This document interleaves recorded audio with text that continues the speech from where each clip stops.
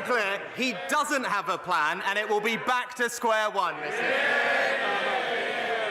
Mr. Speaker, spending £400 million on a plan not to get anybody to Rwanda whilst losing 4,000 people is not a plan. It's a farce. Only this government could waste hundreds of millions of pounds on a removals policy that doesn't remove anyone. Only this government could claim that it's going to get flights off the ground only to discover they couldn't find a plane. Only this government could sign a removal deal with Rwanda, only to end up taking people from Rwanda to here. But he still hasn't answered the question. So I'll try again. What progress has he made in locating the 4,250 people his government has apparently lost? He's dodged it 3 times. Where are they?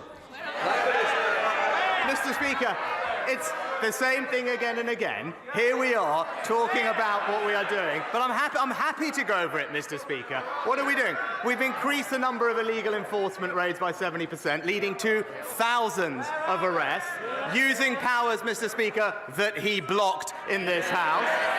We have closed down thousands of bank accounts of illegal workers, again, using powers that he blocked, Mr. Speaker. Order.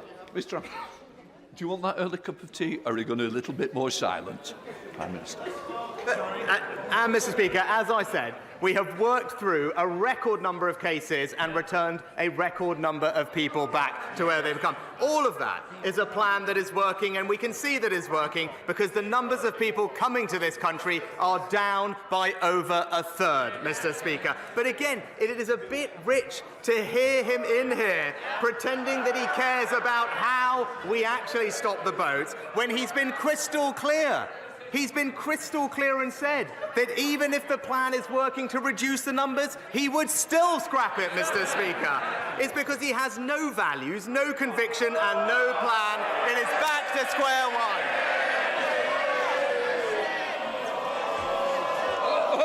No. Yes. He hasn't got a clue where they are, has he? I can tell you one place they aren't, and that's Rwanda. Because the only people who sent to Rwanda is cabinet ministers. And for all the word, the ridiculous thing is, we know the Prime Minister himself doesn't even believe in this Rwanda gimmick. He had to be talked out of scrapping the whole thing. He didn't want to fund it. He didn't think it would work. When he sees his party tearing itself apart, hundreds of bald men scrapping over a single broken comb, doesn't he wish he'd had the courage to stick to his guns? Well, Mr. Speaker, now, I have absolute conviction that the plan we've put in place will work. Absolute conviction, because I believe it's important that we grip this problem. Now, he spends a lot of his time in this House talking about his time as a lawyer, Mr. Speaker, and I would urge him to listen to them, because Lord Wolfson has said that our bill severely limits the... 4 eminent KCs have said that it is undoubtedly the most robust piece of immigration legislation this Parliament has seen, and Mr. Speaker, a former Supreme Court... I want to hear what the Prime Minister's got to say, because it matters to my constituents, those who feel it doesn't matter to those. Please leave, Prime Minister. As I said, Mr. Speaker, 4 eminent KCs said this is undoubtedly the most robust legislation passed, and a former Supreme Court Justice has been clear that the bill would work. But I know, Mr. Speaker, he's always been more interested in what lefty lawyers have to say, Mr. Speaker. I've even got here the textbook that he authored for them. And it's called, and I quote, European Human Rights Law by Keir Starmer. So... Prime Minister!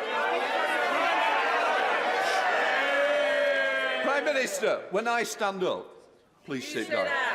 Can I just say, we don't use props in this House, and I will certainly ensure that if you do need reminding, I certainly will. Keir Starmer. It's such utterly pathetic nonsense. He's been brutally exposed by his own MPs yet again. He's got one party chair who says she hopes the Lords will rip his Rwanda deal to pieces.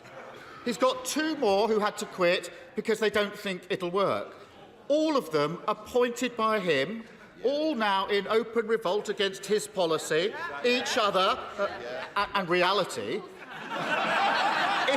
Is there any wonder they all think this gimmick is doomed to failure when the Prime Minister himself doesn't believe in it? Mr. Speaker, it is rich to hear from the honourable gentleman about belief in something, because it will be news to him. It is actually the case that you can believe in something and stick to that position on this side of the House.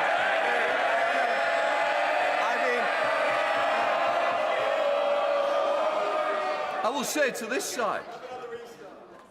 Oh, hello. Somebody's jumping in from over. Can I just say it's very important. It's an important day.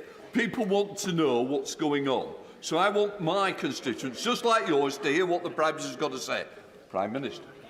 Just this week, Mr. Speaker, we had another example of the honourable gentleman doing one thing, saying another, because this week he backed the Home Secretary in banning the terrorist group Hizb ut-Tahrir, despite him personally using the European Court of Human Rights to try and stop them being banned. And don't take my word for it, Mr. Speaker, the extremists' own press release said, and I quote, the Hizb ut-Tahrir legal team led by Keir Starmer. Now, I know he doesn't like talking about them because they've been a client, but when I see a group chanting jihad on our streets, I ban them, he invoices them.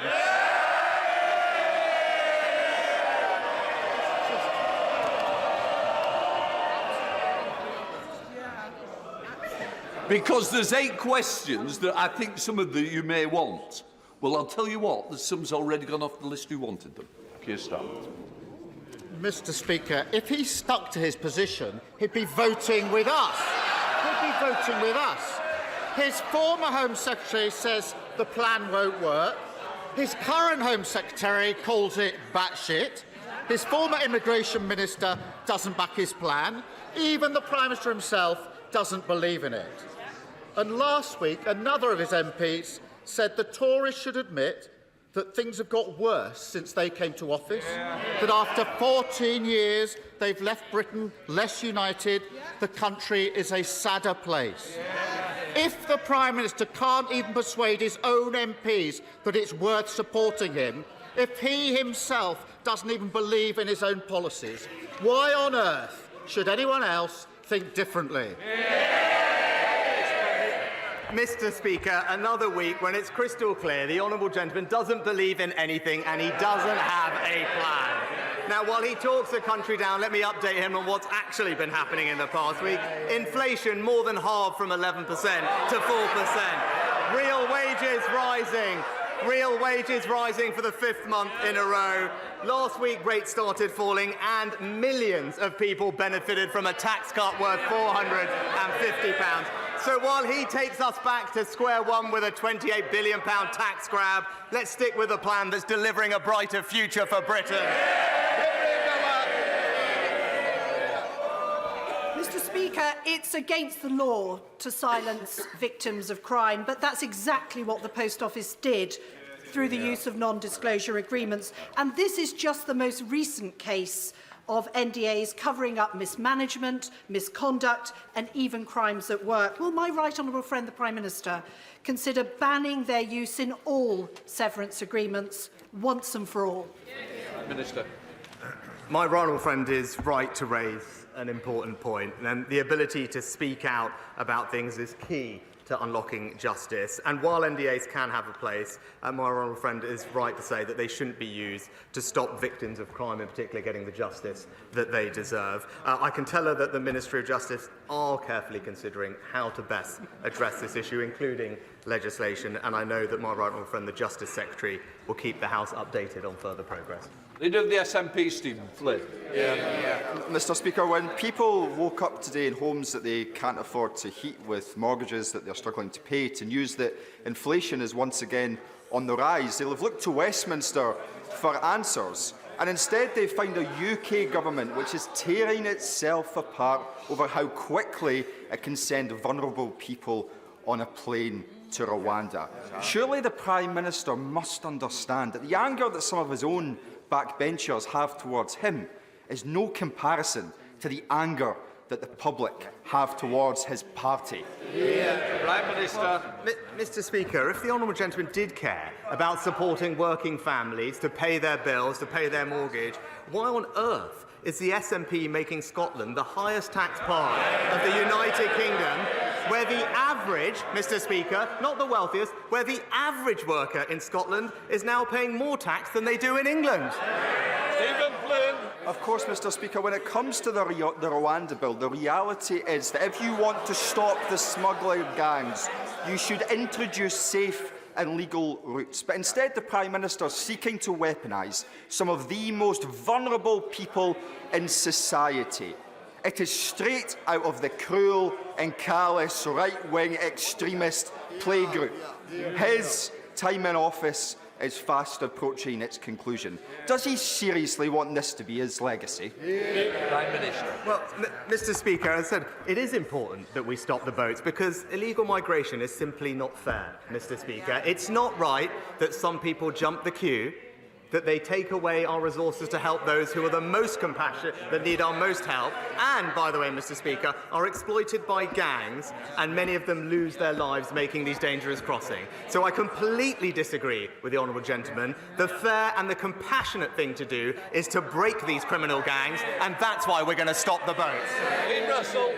Thank you, Mr. Speaker.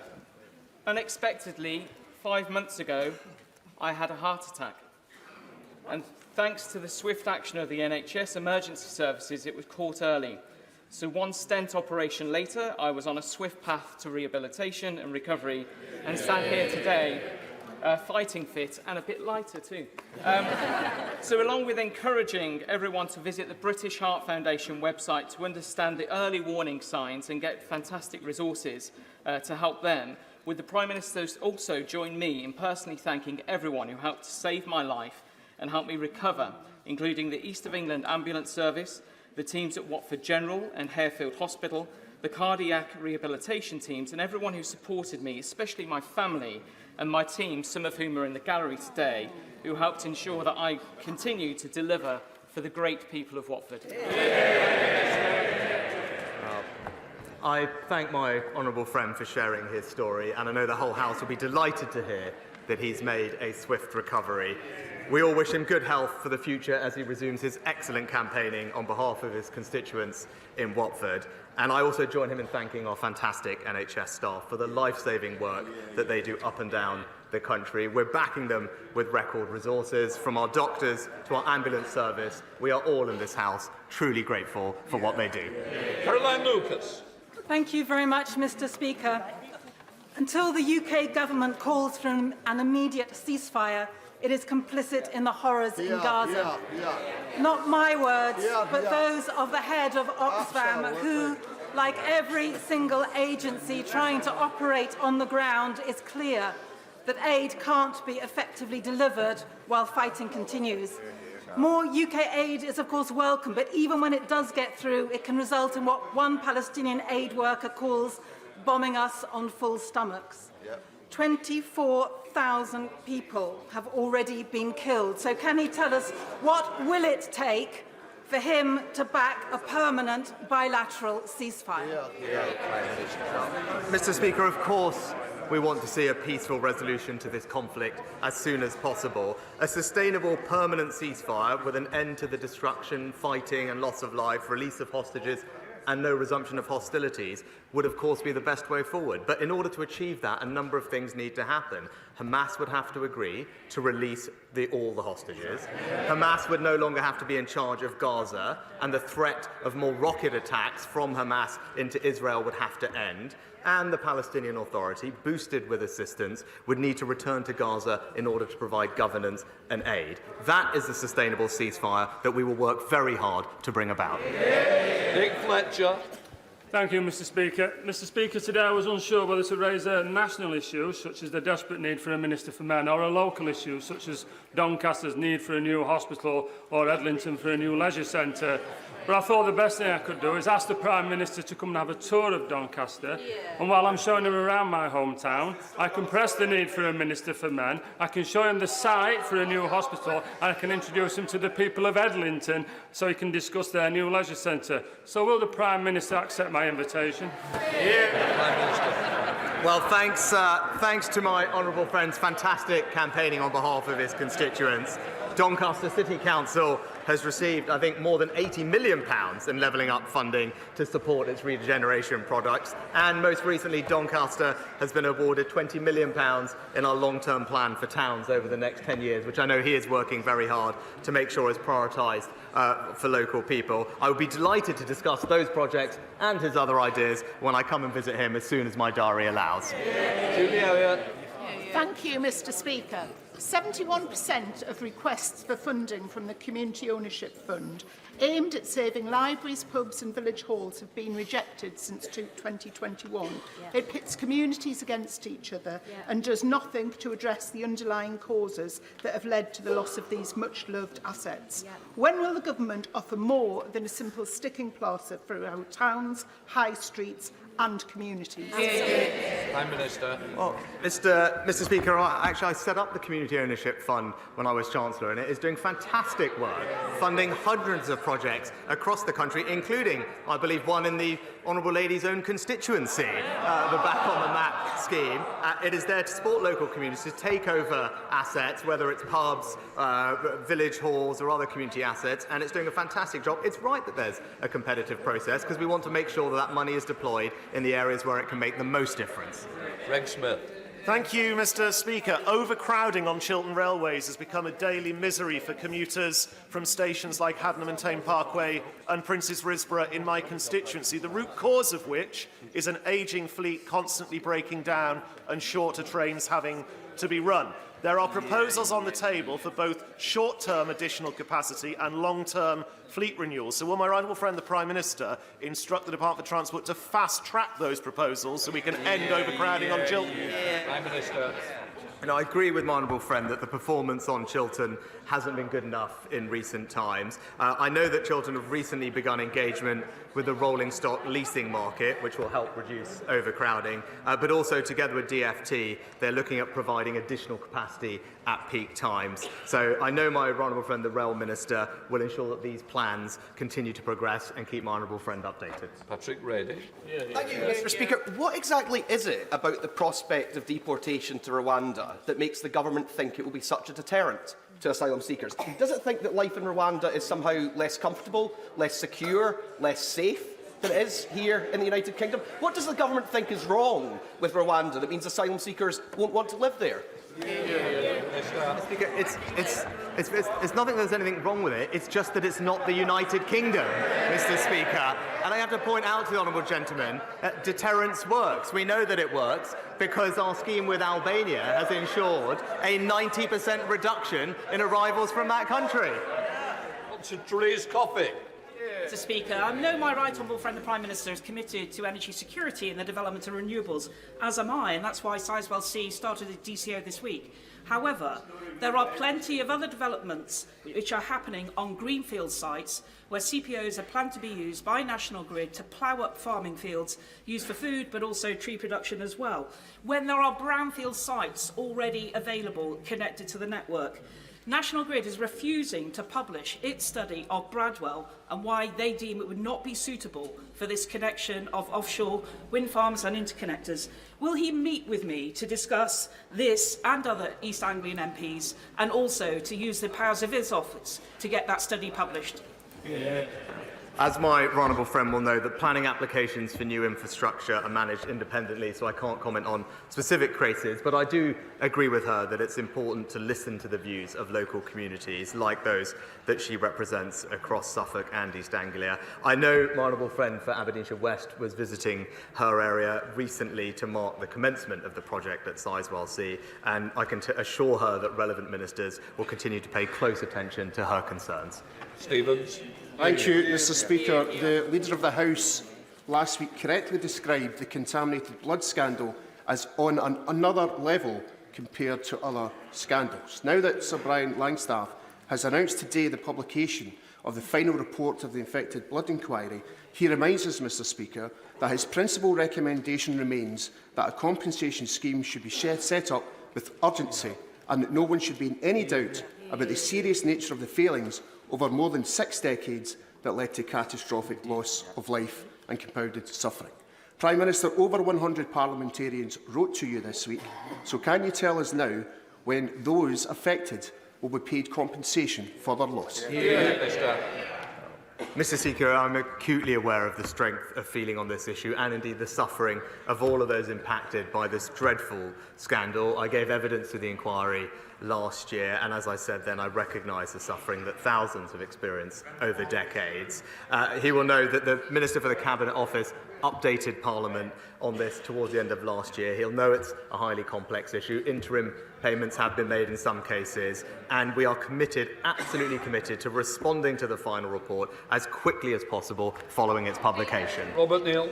Mr Speaker, last week, Conservative-controlled Bromley Council's children's services were rated outstanding by Ofsted in all 4 areas of inspection, only the 3rd time that has happened under the current framework. Will he join me in congratulating the officers and members of Bromley Council and perhaps even visit Bromley and see our new cost-saving civic centre? Well, perhaps not quite on my way to Doncaster, but I'll bear it in mind. But can I join my honourable friend in paying tribute to Bromley Council and all the officers involved in providing what is an incredibly important service in their local community and looking after some of the most vulnerable children in our society. They all deserve our thanks and our praise for their brilliant efforts. Dr. Rupert. Thank you, Mr Speaker. HS2 promised to transform intercity travel and my seat where Old Oak Common will be one day. But after Leeds and Manchester were ditched, it's London ends now in doubt. Could the PM today commit to ensuring it at least reaches Euston, or is he intent on stopping all transport forms, except private jets, maybe? Prime Minister. I think her leader might have something to say about the forms of transportation, Mr Speaker, and perhaps on HS2 as well, because I still haven't actually heard from him his position on the whole subject. But we have, Mr Speaker, I would say Old Oak Common is destined to be one of the foremost stations in the country because of the stationment and the extra connectivity that it will have across London as the initial terminus for HS2 trains. And as we said at the announcement, we are working with the private sector, as we have done in other developments in London, to raise private money, save the taxpayer money and deliver the connection to Euston as planned. Thank you, Mr Speaker. I've just got back from the inaugural Women's Health Summit. During the summit, it was announced that the specialist maternal mental health services will now be available to women in every part of England by March. This is particularly pertinent for me after one of my constituents, Jessica Cronshaw, passed away whilst pregnant with her baby Elsie after suffering with severe pregnancy sickness, hyperemesis gravidarum. So can I thank the government for following through with this important reform and push him to keep going with the spirit of this reform so our NHS is fit for women in the future? Prime Minister. Well, can I thank my honourable friend for raising this matter, and I know the whole House will want to convey our sympathies to Jessica's family, but I'm pleased that the reforms that we are making will make a difference to women across the country in the future. We're committed to our women's health strategy, and I'm grateful that for her support and, again, her advice and ideas so we can ensure it delivers the care that we want it to across the country. Andrew Gwynn. The Conservative candidate for the Wellingborough by-election yesterday revealed that the Conservative Party had offered her a deal to be the candidate if the previous member, her partner, stood down without a fuss. The Prime Minister said just last week that candidate selection is all done locally within his party. So would he now like to deny that this secret deal was offered? Mr Speaker, as I said last week, in our party, candidate selection is done locally. James Gray. Mr Speaker, would my right honourable friend the Prime Minister agree with me that a remote rural hotel is just the wrong place to house asylum seekers and refugees from their point of view? And will he therefore join me in thanking the Home Secretary for announcing yesterday that the Wiltshire Hotel outside Rolwyn Bassett is in fact to be returned to its proper purpose in April? Minister. Well, I thank my honourable friend for the question. He's absolutely right. The use of hotels is unfair, and also it's unfair on local communities, and also costs taxpayers £8 million a day. And that's why our plans to reduce the number of people coming has meant that we could close the first 50 hotels across the country, with more to follow. And I thank the Home Secretary and his team for their efforts. But fundamentally, the only way to resolve this once and for all is to implement our Rwanda scheme so we can have a working deterrent, and that's how we will stop the boats. Charlotte Nichols. Thank you, Mr. Speaker. I've been contacted by desperate constituents who have rung every single pharmacy within a 50-mile radius of Warrington and still haven't been able to access their medication for ADHD. This has been going on for months and isn't just a Warrington issue. Pharmacists are calling it the worst shortage ever seen, with only 11% of people able to access their full dose this month. And ADHD UK have called the government's response pathetic. They're right, aren't they? Yeah. So I'm very sorry to hear about the situation in the Honourable Lady's constituency, but the Health Secretary obviously heard what she said and is in touch with the relevant drug bodies to make sure we can have the provision of ADHD medicine to all of those who need it. Tom Hunt. For around a decade, over 200 of my constituents in the Mill complex in Ipswich have been caught in the cruellest form of limbo. There's deep structural problems with the building and cladding problems. A few years ago, they got about £15 million out of court settlement to make a contribution towards the cladding cost. The freeholder, NAMA, the Irish financial entity set up after the Irish banking crisis, ran away with that money, putting my residents and my constituents back in square one with little to no hope. Will the Prime Minister talk to the Irish tea shop to raise this immoral case and also meet with me to discuss a way forward for my constituents, who I meet with every week? Prime Minister. Well, I'm very sorry to hear about my honourable friend's case, but I'll ensure that the government looks into the details and gets back to him in shortest order about how we can support him and his constituents. Martin Doherty-Hughes, close question. Number 10, Mr. Speaker. Mr. Speaker, I have repeatedly expressed my commitment to joint working with the First Minister of Scotland to deliver for the people across the country. Martin Doherty-Hughes. I'm grateful for that answer, Mr. Speaker. While there's rightfully been much attention paid to the Post Office Horizon scandal, there is another shocking example of government and private sector collusion that began under the last Labour administration and continued under the Tories. Mr. Speaker, almost 200,000 mortgage prisoners who borrowed with high street lenders such as Northern Rock have become trapped after the portfolio was sold off to foreign entities like Topaz Finance and Heliodor, who have been creaming off extortionate revisionary standard variable rates essentially since 2008, leaving even those who kept up with payments in danger of having their home repossessed. 200,000 aspirant homeowners have had their dream taken away from. So can the Prime Minister, instead of playing catch-up with like he is doing with the Post Office scandal, meet with me and campaigners to discuss what more can be done for mortgage prisoners? Mr. Speaker, I am familiar with the situation for mortgage prisoners, and something I worked on as Chancellor, and I know the Treasury and the current Chancellor have been engaging with campaign groups and others to find ways to resolve it. It's not an easy situation to fix overnight, but there are things that are being looked at as we speak. Douglas Ross. Mr. Speaker, yesterday the Scotch Whisky Association published a report looking at the economic impact of the sector, not just in Scotland but across the whole of the UK. Some of the highlights included that in 2022 they generated £7.1 billion in gross value added, £2.1 billion has been invested in capital projects between 2018 and 2022, and 41,000 jobs are supported by the sector in Scotland, including 1 in 9 in my Murray constituency. Does the Prime Minister agree that supporting the Scotch whisky industry in the forthcoming spring budget and beyond is a correct priority for this government?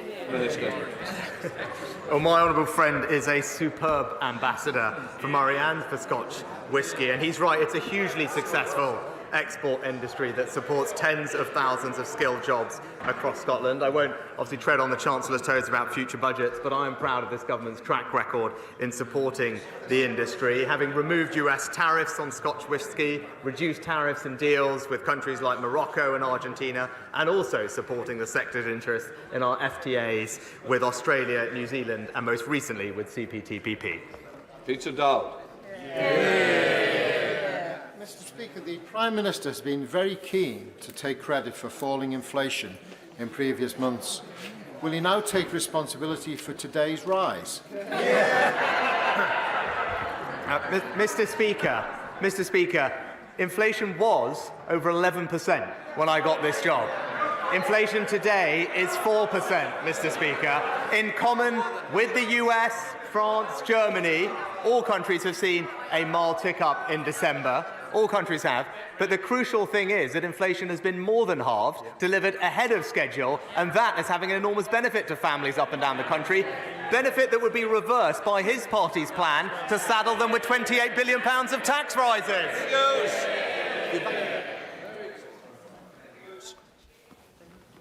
Mr. Speaker, I'm a keen park runner in Walsall, but I'm also part of the core team of volunteers that recently brought parkrun to Tamworth.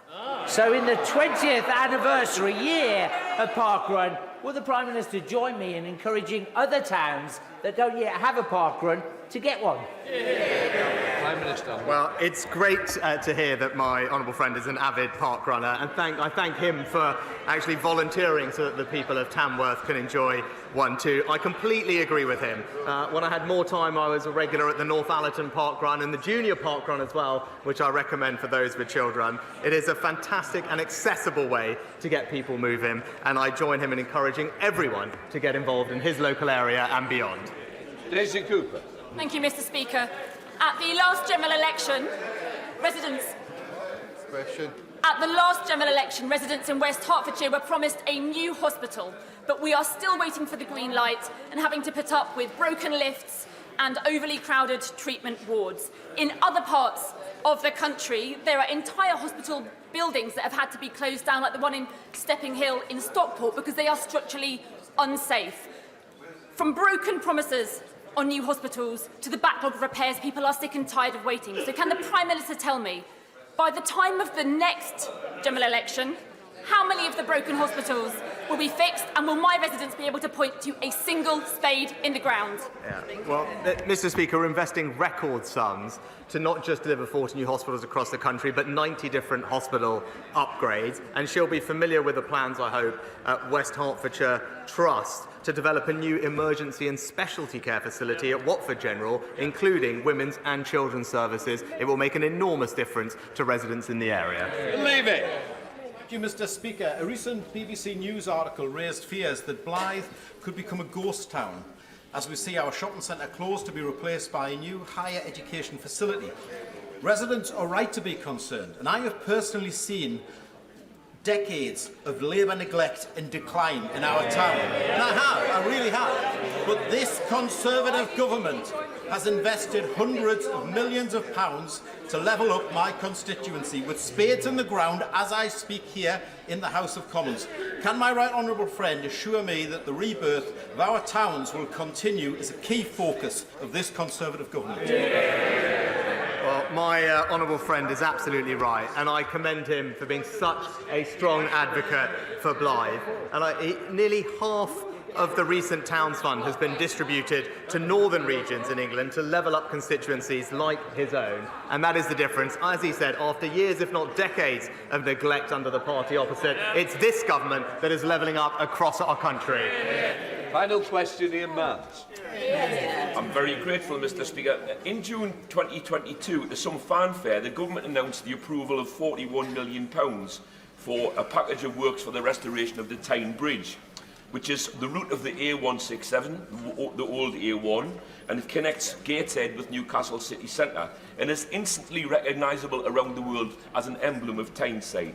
However, the funding is still awaiting sign-off within the Department of Transport, and work cannot progress.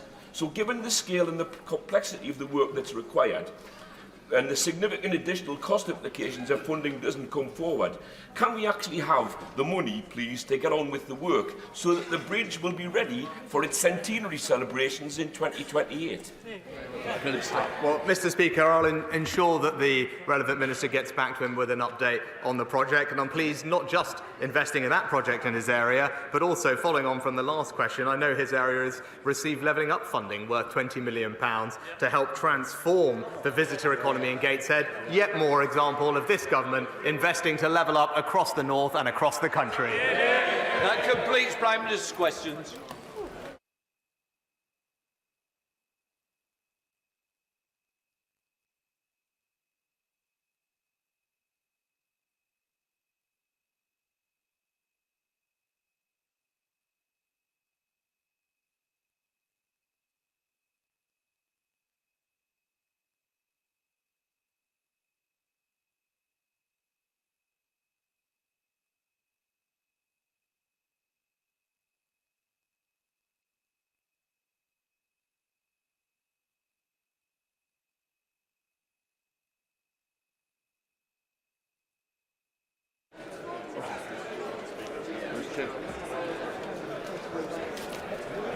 Point of order, Dame Diana Johnson. Mr Speaker, further to the question asked by the Honourable Member for Glasgow South West and the announcement this morning by Sir Brian Langstaff about the report on the infected blood inquiry now being scheduled for publication in May, the Honourable Member also raised that Sir Brian said very clearly in his comments this morning, my principal recommendation remains that a compensation scheme should be set up with urgency, and he made that recommendation in April 2023. The Prime Minister did not respond to what Sir Brian has said this morning, and I wondered whether, Mr Speaker, you'd had any indication there'll be a statement from the Cabinet Office to set out what they are going to do about complying with the recommendations made by Sir Brian. Can I just first of all say this is a very important issue, and I do know that the Honourable Lady has certainly campaigned all the way through to ensure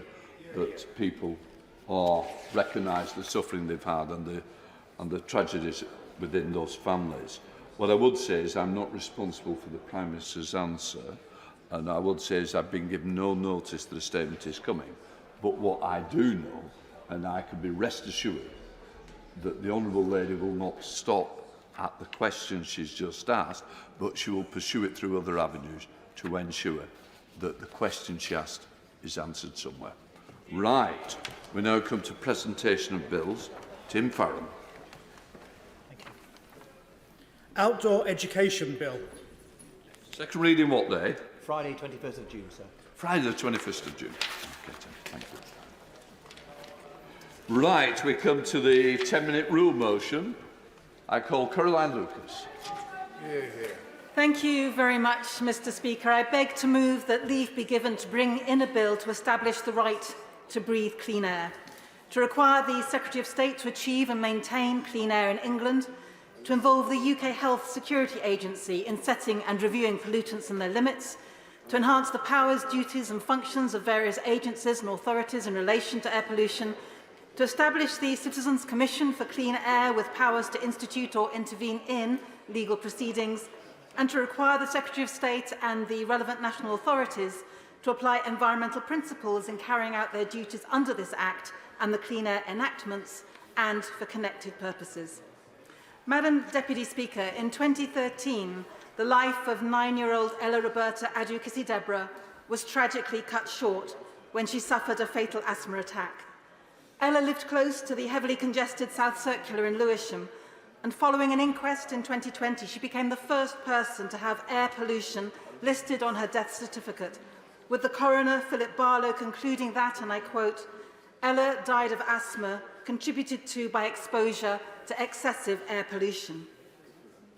Next week would have been Ella's 20th birthday, and I know that all of our thoughts will be with her family at this time. I'd also like to pay tribute to Ella's mum, Rosamond, who's in the public gallery today, for her incredible campaigning on air pollution, and to express my personal thanks to her for allowing this bill to be called Ella's Law in memory of her daughter. It's an honour to be able to present it in the House today. Madam Deputy Speaker, this bill is needed because, simply put, the state of our filthy air is a public health emergency. Air pollution is associated with conditions like asthma, heart disease and cancer, and has been shown to impact our mental health too, leading to an increased risk of schizophrenia, depression and anxiety. Its impacts aren't equally felt, however, with those on low incomes and from black and ethnic minority backgrounds far more likely to live in polluted areas. And it's children's health that's affected most of all, with a study published just last week by the University of Dundee revealing an increase in under-16s admitted to hospital for respiratory problems following periods of high air pollution. A 2019 study by King's College London also showed that living within 50 metres of a busy road can stunt children's lung growth by up to 14%. And for context, it's estimated that in London, 1/3 of the population, around 3 million people, live near to a busy road. It is therefore profoundly shocking, but perhaps not entirely surprising, that the UK has one of the highest rates of asthmatic children across Europe, with 1 in 11 young people living with asthma. It's been calculated that cleaner air could prevent up to 43,000 avoidable deaths in the UK each year, and it could save the public purse billions as well. Estimates of the public cost of air pollution total as much as £20 billion each year, including the impact on social care and on our crumbling NHS. So it could not be more urgent that the government takes action to clean up our air and protects lives both now and in the future. Yet despite their current approach being vastly insufficient, ministers remain bullish in defending their efforts. Indeed, last year, the Prime Minister himself told me, and I quote, "We are confident that the measures we're putting in place are not only legally binding, but world-leading in tackling air quality." And he went on to say that the Environment Act provides, and I quote again, "the capability, accountability and ambition needed to make all the effective interventions to drive down air pollution." And yet the reality is that the Environment Act did very little to help deliver clean air, and it is certainly not world-leading. And the environment target that did get made under it to reduce levels of PM2.5 to 10 micrograms per cubic metre falls short of the new WHO guidelines for 5 micrograms per cubic metre, and it could certainly be achieved far earlier than the government's target date of 2040. Indeed, when Professor Frank Kelly from Imperial College London, an advisor to the World Health Organization on health and pollution, recently gave evidence to the Environmental Audit Committee, he said very clearly that, and I quote, "Our studies show that 99.8% of the UK could achieve a figure of 10 micrograms per cubic metre by 2030, and the 0.2% that could not were certain hotspots in London, which again, if you took extra measures, you could probably eliminate as well." Professor Sir Stephen Holgate from the University of Southampton and Special Advisor on Air Quality to the Royal College of Physicians subsequently wrote to the committee to confirm that this change would result in around 20 fewer infant deaths each year. 20 fewer lives lost, 20 families saved from unimaginable heartache. And so with the Mayor of London having already committed to delivering on this more ambitious target, and with such significant benefits, it is incumbent on ministers to explain why the current legal limit remains so unambitious. And they must urgently set out how they're going to meet the new WHO guidelines, which have halved the limit for PM2.5 to 5 micrograms per cubic metre in response to the marked increase in evidence showing how air pollution affects current different aspects of our health. In the words of the Chief Medical Officer, Professor Chris Whitty, we can and should go further, and it is technically possible to do so. So the Clean Air Human Rights Bill, or Ella's Law, would set out an entirely new approach to delivering clean air in England. First, it would enshrine the human right to clean air precisely and explicitly in English law, thereby transforming decision-making by public authorities by requiring them to consider clean air alongside other rights under the Human Rights Act. It will be a step towards incorporating the 2022 resolution adopted by the UN General Assembly, which recognises the human right to a clean, healthy and sustainable environment. It follows a one air approach that encompasses the health and environmental impacts of air pollution and greenhouse gases. And it would set standards based on advice from the Climate Change Committee and on the WHO's new air quality guidelines, and require the Secretary of State to achieve clean air within 5 years, with the possibility of postponement for up to a further 5 years per pollutant, subject to strict conditions. Now, the Environment Agency and the Climate Change Committee would be required to review the pollutants and the limits annually and advise the Secretary of State if they need tightening. The bill also covers air pollution both outdoors and indoors in public spaces and where health and safety standards apply. The tragic death of 2-year-old Awab Ishaq, brought on by extensive mould in his family's flat, shone a spotlight on the significance of indoor air pollution. And whilst I welcome the prompt action which was taken by the Secretary of State for Levelling Up in bringing forward Airweb's law, a law which should now, frankly, also be applied to the private rented sector through the Renters Reform Bill, it is very clear that legislation to address indoor air pollution must extend beyond the home too. Especially since, on average, we spend around 80% of our lives indoors, whether for work or study or leisure. And finally, in order to ensure independent scrutiny and continuous improvement, this bill would establish a Citizens' Commission for Clean Air, which would review annually the Secretary of State's compliance with the provisions of the bill and advise the Secretary of State where improvement is needed. Now, this is a bill which has already undergone significant scrutiny in the other place, after my noble friend and Green Party peer, Baroness Jones of Moulscombe, topped the private members' bill ballot in the previous parliamentary session. It has already been extensively debated, amended and improved, and it received cross-party support, including from Lord Randall of Uxbridge, former Environment Advisor to the Right Honourable Member for Maidenhead when she was Prime Minister, and he said, and I quote, "We have waited too long for proper clean air legislation. I urge the Minister to back this and say that it is a golden opportunity to do something really wonderful. The government could take pride in being part of a world-beating bill." Well, Madam Deputy Speaker, I think he was absolutely right. By taking up Ella's law, the government has a real opportunity to genuinely lead the world in tackling this pressing public health emergency, and I urge them to take it. Hear, hear. The question is that the honourable member have leave to bring in the bill. As many as are of that opinion say aye. Aye. The contrary, no. I think the ayes have it. The ayes have it. Who will prepare and bring in the bill? Barry Sherman, Leila Moran, Ian Byrne, Dan Carden, Munira Milsom, and myself, Madam Deputy Speaker.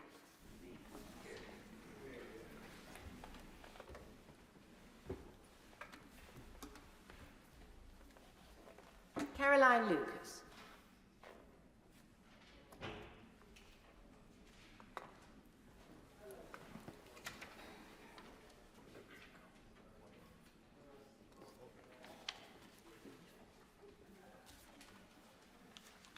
Clean Air Human Rights Bill. Second reading what day? Friday the 14th of June. Friday the 14th of June. Thank you. The clerk will now proceed to read the orders of the day. Safety of Rwanda, Asylum and Immigration Bill Committee. No. Order.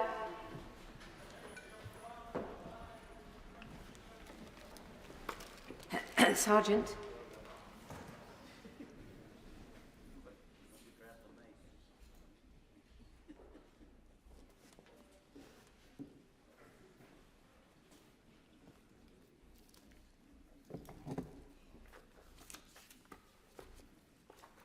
Order. Safety of Rwanda, Asylum and Immigration Bill. I remind members that in committee, members should not address the Chair as Deputy Speaker. Please use our names when addressing the Chair. Madam Chair, Chair, Madam Chairman or Mr Chairman are also acceptable. We begin with Amendment 11 to Clause 3, with which it will be convenient to consider other amendments to Clause 3.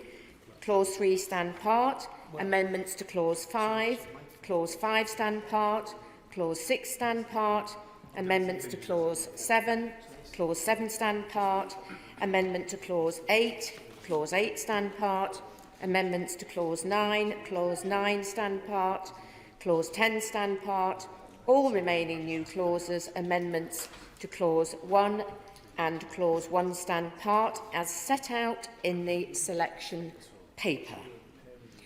I call Robert Jenrick to move Amendment 11. Well, thank you, Dame Rosie. And I know that my right honourable friend said he didn't watch box sets, but here we are once again for the next episode of this drama. It's also the most important one of all, because this is likely to be the final opportunity for this House to consider this bill. Does it work? Will we be able to stop the boats? Can we secure our borders? As members on all sides of this House know, I feel passionately that illegal migration is doing untold damage to our country, and we have to make sure that this bill actually does the job. I want to speak to two amendments, but one in particular, and that is the one with respect to Rule 39.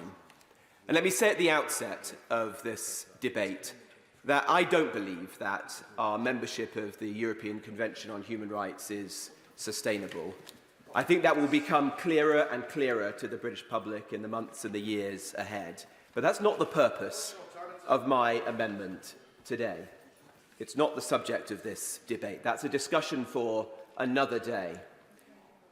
What we're discussing here, I'll give way in a moment, but what we're discussing here is whether or not we believe it is appropriate for a foreign judge in an international court to impose a late-night judgment, often without the United Kingdom being able to give its own arguments or to hear the reasons for that judgment, whether we think that really accords with the rule of law, and in particular, relationship to this policy, whether we are willing to see the same thing happen again that did in the summer of 2022, whereby a judge did just that, grounded the flight, prevented the policy, led to months, indeed years of legal action, and tens of thousands of illegal migrants breaking into our country, costing our taxpayers billions of pounds, imperiling lives in the Channel, and perpetuating this challenge for years to come. I'll give way to my right honourable friend. I'm happy to support my right honourable friend's amendment tonight, as I did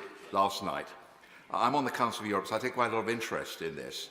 And there is established legal principle that, in fact, the judge was acting ultra vires in 2022, that it was not in his powers to do it. And there is also established legal opinion that our government could actually have ignored it. So how does this relate to his amendment now? Well, I'll come on to exactly the points that he's making. They're fair and important ones. I think as night follows day, if we don't make changes in this respect, we'll find ourselves in a few months' time in exactly the same position that my right honourable friend, the member for Whittam, as Home Secretary, was in the summer of 2022, whereby the Strasbourg Court will issue one, potentially many, Rule 39 interim measures. The decision will fall to a minister, perhaps my right honourable friend, the Minister for Illegal Migration, and other colleagues within government, about what to do. The courts will be involved, and we'll find ourselves in a very difficult, indeed intractable situation. It is, as I said before, a bit like pulling the pin out of a grenade, but not being prepared to throw it. Setting this scheme in train without knowing what you would do when this happens. It's entirely foreseeable. Let's find a way through this challenge. I'll give way in a moment. Now, to answer my right honourable friend's question and to think about the legitimate challenge that's made to those like me who make this argument or who raise this issue, you have to go back to the foundation of the court. And many of my colleagues say, well, it was great conservative and British jurists who were the authors of the European Convention on Human Rights. Why would you want to alter what they created? Well, with respect, that's a misunderstanding of what was done when the convention was founded and the treaty signed. No one signed up to the court being able to make binding injunctions. In fact, quite the opposite. This was considered at the time and was rejected. The UK, like all other signatories to the European Convention, expressly declined to give the court the power to make binding interim measures. This was something that was created by activist judges in 2005 in response to a particular case, which was the Mamat Kulov Askalov versus Turkey case in 2005, whereby the court conferred upon itself a power which was not given in the treaty. And I think it is a mistake that the United Kingdom has, by convention, gone along with this approach that the court has given itself for many years. And don't take my word for it. Take the word of many other eminent jurists and lawyers. When this very point was considered in the other place during the passage of the Illegal Migration Act, a point not dissimilar to the one that I'm making, but I won't put words into their lordships' mouths, was made by the noble Lord Sandhurst, the noble Lord Fuchs, the noble Lord Wolfe, and in a foreword to an important piece related to this, the noble and learned Lord Sumption has made a similar and very important point. In fact, the Professor of International Law at the University of Oxford, Professor Richard Eakins, that many of us respect highly, has said that to change this approach is not to breach the rule of law, it's to defend the rule of law, because we as signatories of the European Convention expressly objected to this approach. And this has been conferred by activist judges outside of the rule of law, and we shouldn't be following through this. I'll give way to the honourable member because he was first in the queue. Very grateful to the honourable gentleman, and I will say at least he has the strength in being vocal about what he actually believes, which is a lot more than many on that side. And he's made it clear that in his view he could not care less about what European conventions on human rights say.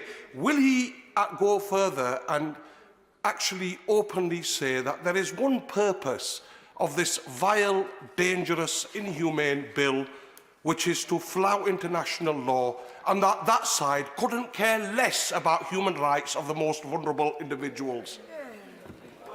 But I can't say I'm surprised that the honourable gentleman sinks to those depths and doesn't present a proper legal argument in response, because if he'd been listening to me, I didn't say anything of the sort. The case that I'm advancing is far from undermining the European Convention on Human Rights, and there are many who might wish to leave it. We're defending the original intent of the European Convention on Human Rights and the rule of law, because I don't think that it is sustainable for activist judges in Strasbourg to bend and change the original intent of the signatories of that convention in ways that they would never have accepted and invent new powers.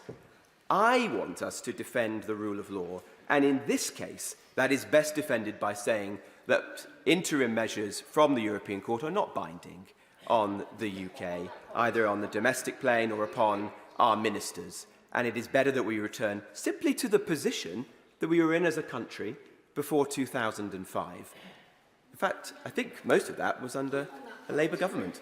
I'll give way to the honourable member. The Foreign Minister for giving way. I just wonder, is this British exceptionalism? Is the case that he's making that the ECHR should only no longer apply to the UK, or is he saying that it's not fit for purpose across the board and should be scrapped entirely? As if we're having a bit of a dialogue over the deaf here, because that's not what I said at all. I said that the debate about the European Convention is for another day. But what he is saying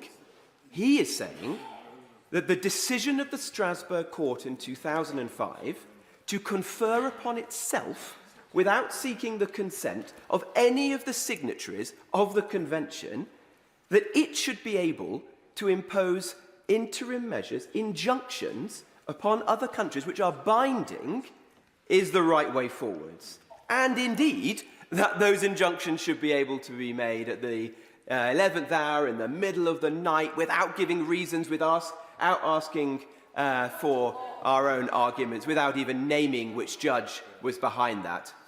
I think that poses very serious rule of law questions, and is a reason why conventions such as the European Convention are increasingly out of step. I'll give way to my right honourable friend. My right honourable friend, of course, is right, and that contradicts custom and practice over a very long time indeed. What was the accepted basis for the rule of law in this country? He cites Lord Sumption and Lord Wolfe, but he might have cited A.V. Dicey, who established long ago as a constitutionalist, supported by Lord Denning and many others after, that the relationship between the rule of law in this place is that a polity makes laws because it has the legitimacy to do so, conferred on it by the people, and it can change laws, and that, frankly, means that this House is supreme. That doesn't in any way underestimate the significance of international agreements and treaties, but it does affirm the significance and sovereignty of this House. I entirely agree with my right honourable friend, and let's move forwards and see what... Well, I'll give way to the Honourable Lady, but then I'll continue my argument. For giving way, because as somebody who has served on the Council of Europe and was proud to do so because of the United Kingdom's history in setting it up to protect citizens from overbearing governments, I think it is worth to look at the actual data on interim measures. So for the 3 years that we know about, in 2019, there were 82 requests made to the Strasbourg Court for interim measures against this government. 0 were granted. In 2020, 47 made, 2 granted. In 2021, 51 applications against this government, 5 granted. So that's just 7 out of 180. Is he really suggesting that this government gets things right all the time, that there should be no capacity to legally challenge them, even when irrevocable harm is on the agenda? Making, and once again, the Honourable Lady isn't listening. The point I'm making is not about the virtues or otherwise of our membership of the European Convention on Human Rights. I've said that that is a matter for another day. The discussion on this amendment is simply whether or not we believe it is right that the Strasbourg Court should confer upon itself, without our consent, the ability to impose binding injunctions. There's a separate question, not unrelated, as to how those injunctions are made, and I think most of us, I'd like to believe, would agree that doing them late at night with an unnamed judge without giving reasons raises serious rule of law questions. Perhaps the Honourable Lady disagrees with that. But the purpose of this amendment is to enable us to return to a position that, yes, of course, the Honourable Lady has her clip for social media now, so the rest of the debate is largely irrelevant. But I'll give way to the Honourable Lady. I want to address the point of law about the court in Strasbourg. The difficulty with the argument he's making is this, is it not? That under the scheme of the Convention, the court is the body that determines the meaning of the Convention. And not just in the case, the 2005 case, but consistently thereafter, the court has held that failing to comply with interim measures amounts to a breach of Article 34 of the Convention. Now, that's the legal difficulty with his argument, is it not? No. Maybe a good faith disagreement between the Honourable Lady and I, but I don't believe that international bodies and courts should be able to grow organically as a result of the decisions of activist judges. I think this is a matter of the rule of law and of parliamentary sovereignty.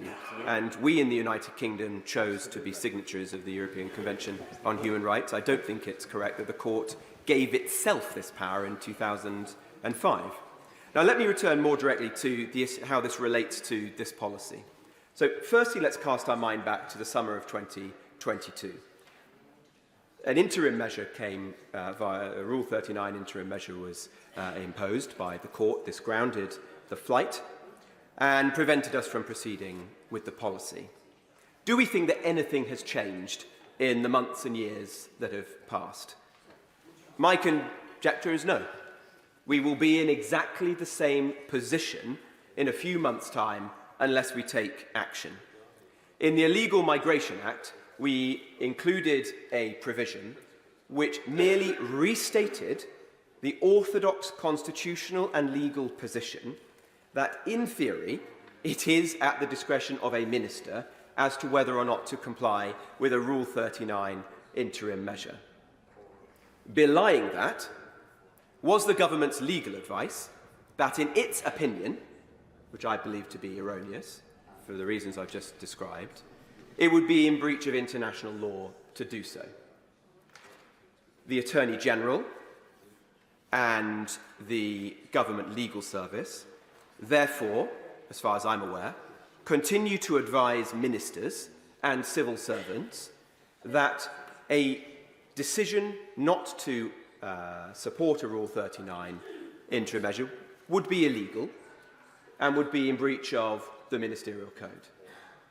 In fact, my best recollection of that was that no minister should give any indication that they would ignore a Rule 39 interim measure. The Attorney General's position, as I understand it, is that there is a very small number of cases in which it is conceivable that one could do so. But that's a vanishingly slim number of cases and situations. So were that situation to continue, as night follows day, we'll find ourselves in exactly the same situation we were in the summer of 2022. I don't want to be in that position. And I think it would be a huge breach of trust to the British public if we knew something was likely, if we've watched this train speeding down the tracks but moving slowly towards us, we've had ample opportunity to resolve this issue, and we've chosen to do absolutely nothing. We've kicked the can down the road. There's no more road. At the end of the road, there's a precipice. We're moving forward with a scheme, but we don't know how to implement it. We're pulling the pin out of the grenade, but we haven't got the guts to throw it. What we need to do is resolve this. And the way to resolve it seems to me to be quite simple. The government could accept the amendment in my name and that of many, many others. To do so is not to say that we're leaving the European Convention on Human Rights. There are respectable international law arguments behind the amendment. I would wager that the government would have no difficulty finding senior KCs and former judges in the other place who would support my position and its position if it chooses to adopt it. It could change some of the minor documentation that accompanies this, like the Civil Service Code and the Ministerial Code, but I wouldn't place too much emphasis on those. At the end of the day, this isn't about civil servants. This is about ministers, and it's about the law. I think a good captain doesn't blame his sailors. It's on us. We have the power to fix this, and we have the responsibility. So let's use the opportunity we have today with the amendment that we've brought forward to resolve this. Or else, we will be here in 2 months' time. The Strasbourg Court will impose a Rule 39. The government will be scrambling around how to resolve this.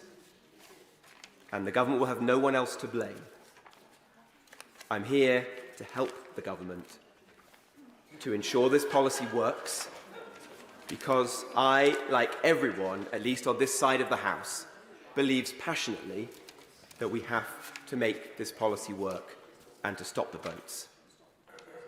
So I strongly encourage my right honourable friend, and indeed the Prime Minister, to support the amendment in my name and that of many others, and encourage everyone else on all sides of this House who share my determination to fix this problem to do exactly the same. The question is that Amendment 11 be made. Shadow Minister Stephen Kinnock. Thank you very much indeed, Madam Chair. It's a pleasure to serve under your chairship again today. So here we go again. Day 2 of committee stage of the third asylum bill in less than 2 years, and day 643 perhaps of the Rwanda psychodrama that the Conservative Party continues to inflict on our weary and baffled nation. And let's not forget that this whole saga started off as Operation Save Big Dog, Madam Chair. That desperate and thankfully doomed attempt to save the skin of Boris Johnson. But then, for some bizarre reason known only to the benches opposite, it didn't fade away once Mr. Johnson exited stage right. No, quite the opposite took place. Instead, it took a life of its own. It evolved into an article of faith for the Conservative Party, a purity test that has come to define whether or not you're a true believer.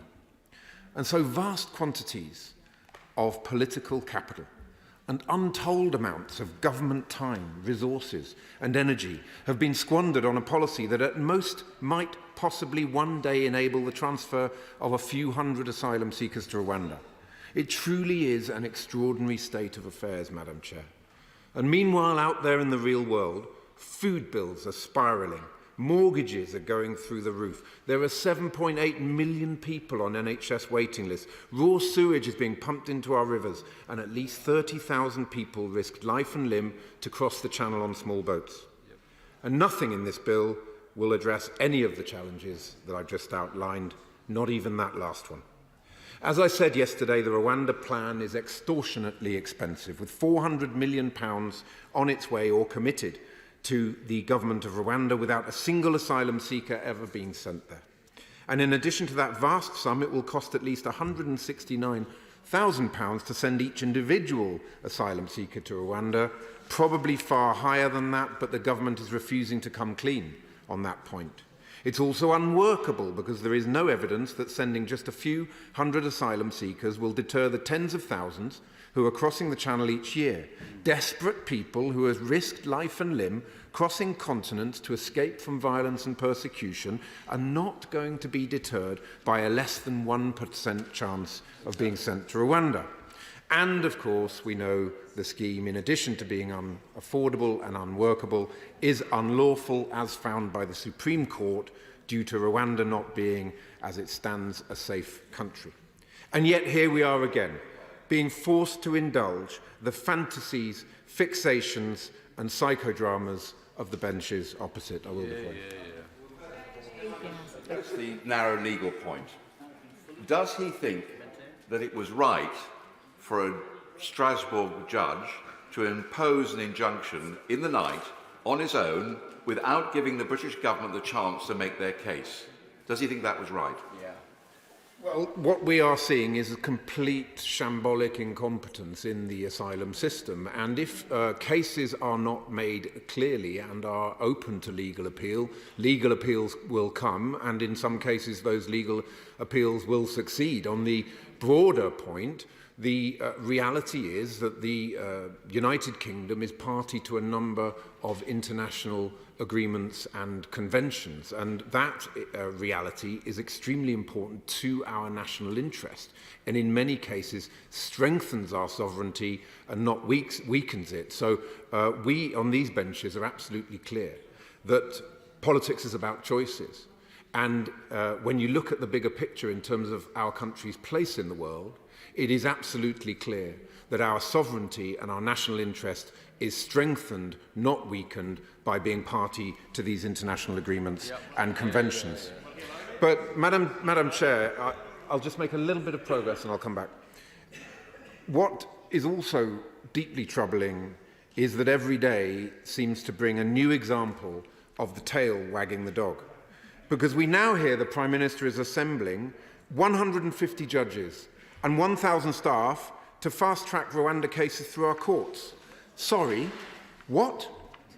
Does the Prime Minister know that under his leadership and on his watch, the Crown Court backlog in this country is at a record high of 65,000, victims of serious crime regularly waiting more than 2 years for their day in court so they can seek justice against their perpetrator, completely and utterly broken system due to 14 years of Tory incompetence and indifference. And yet the Prime Minister clicks his fingers and is glibly apparently able to magic up 150 judges and 1,000 staff. Where on earth have these 150 judges been hiding all this time, Madam Chair? Are they going to be new recruits, or are they currently working? And if the latter, are they going to be told to drop everything and transfer themselves to dealing with asylum cases? I trust that the Minister will be able to answer these questions today, Madam Chair, but I'm not holding my breath.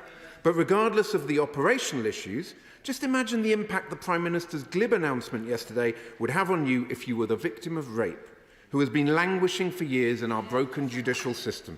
Just imagine the anger and the disgust you would feel at the spectacle of a Conservative Prime Minister sacrificing your fight for justice on the altar of his desperate attempt to cling to power by appeasing his backbenchers.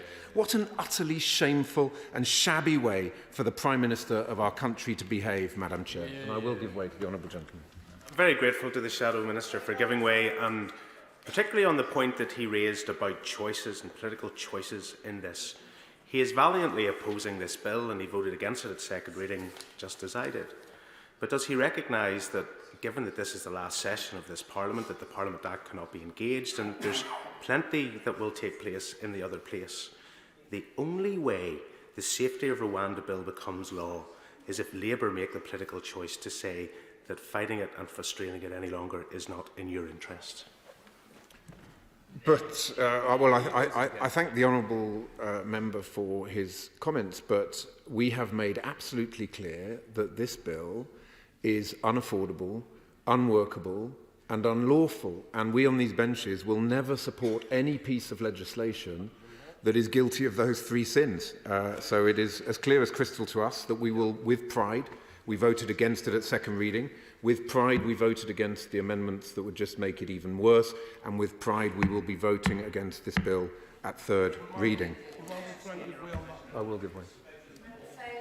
I'm very grateful to my honourable friend, and he absolutely makes the right point with regards to the issue around the purpose of this bill. And let's not forget that there is only one purpose of this bill. And would he agree with me that this is one of the most flagrant attempts we've seen at directly flouting international human rights law, and that's the only purpose of the bill before us today?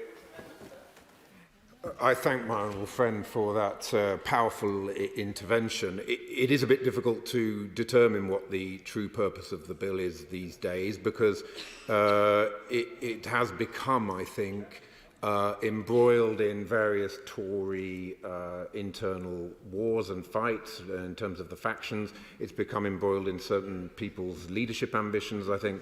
So it's not that easy to discern what the true purpose of the bill is. But one thing we do know is it will not stop the Tory small boats chaos. That is the chaos that has to be stopped. The people smuggler gangs are trading in human misery. They must be stopped. But we need practical, sensible, pragmatic measures rather than the headline-chasing gimmicks that we have seen from this government over the last years and months. But of course, the irony, I will give way in one second, the irony of the announcement yesterday about the judges was, by definition, it's an admission of failure, because it is a recognition of the fact that the bill before us today will fail to prevent the legal challenges and appeals that the judges are going to be working on. So the Prime Minister's announcement yesterday was also further evidence of the profoundly troubling way in which this government is prepared to disregard and disrespect our judiciary. And I would urge members on all benches to take careful note of what Sue Carr, the Lady Chief Justice, told Parliament's Justice Committee yesterday, and I quote, "I'm afraid that this headline draws matters of judicial responsibility into the political arena. Matters of deployment of judges, the allocation of work for judges, and the use of courtrooms is exclusively a matter for the judiciary, and more specifically, a matter for myself and the senior president of the tribunals. It's really important that people understand that clear division. There speaks a true democrat, Madam Chair." Minister for giving way. The Shadow Minister will know that it is our view on this side that this problem cannot be comprehensively tackled without a deterrent. I can't think of any examples around the world where it's been tackled without a deterrent. Right. I know the Shadow Minister has spoken before about safe and legal routes, and I've asked him questions before about whether he thinks the numbers associated with these safe and legal routes should be capped or whether they should be uncapped. Has the Shadow Minister had thought about what the cap level would be? What would be the number? Well, I thank the honourable gentleman for his intervention. It's clear that in order to stop the Tory small boats chaos, we have to smash the criminal smuggler gangs. That will be done through enhanced cooperation with European partners and allies. A crucial part of that is, of course, the Shadow Home Secretary and the Leader of the Opposition visited Europol recently. Hugely important that we get better data sharing, cooperation with European authorities, Europol, Frontex, in order to be able to smash the criminal gangs upstream. As I will go on to say in my remarks, the more you jeopardise cooperation with our European partners and allies by threatening to leave the European conventions, the more difficult you make it to have that European cooperation, and therefore you undermine your own ability to deter the criminal smuggler gangs. If you were looking for a definition of counterproductive legislation and policies, this would be the one that you would go for. I'll give way to the gentleman. Very good point about cooperation. And he's right, the only way you can tackle this problem is by a suite of measures under umbrella policy. But an important part of that, as my honourable friend just described, is deterrent. Because the criminal gangs that he described Their brand, their marketing message is you'll get to Britain and never leave. And sadly, that's been too often the case, has it not?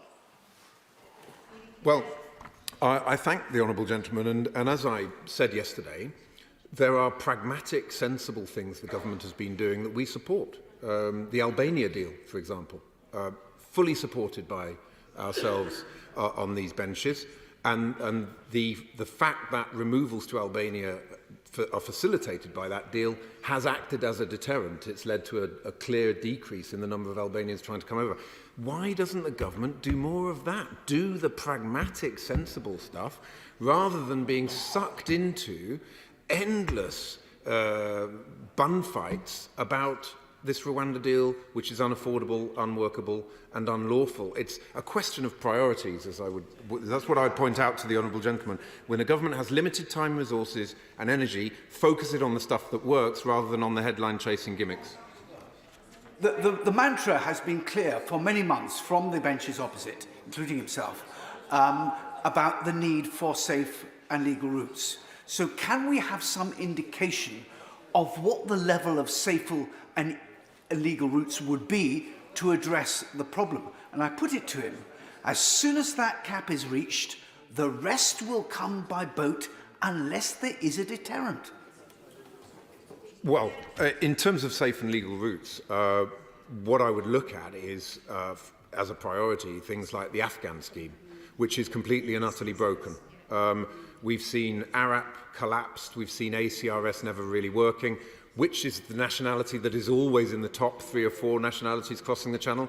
It's the Afghans. So I think what we need to do is make sure we get the schemes that are currently in place working properly, and then we need to look at international cooperation, working with our European partners and allies, and creating a dynamic whereby the United Kingdom does its bit as part of ensuring that those who are trying to cross the Channel on small boats do not do so.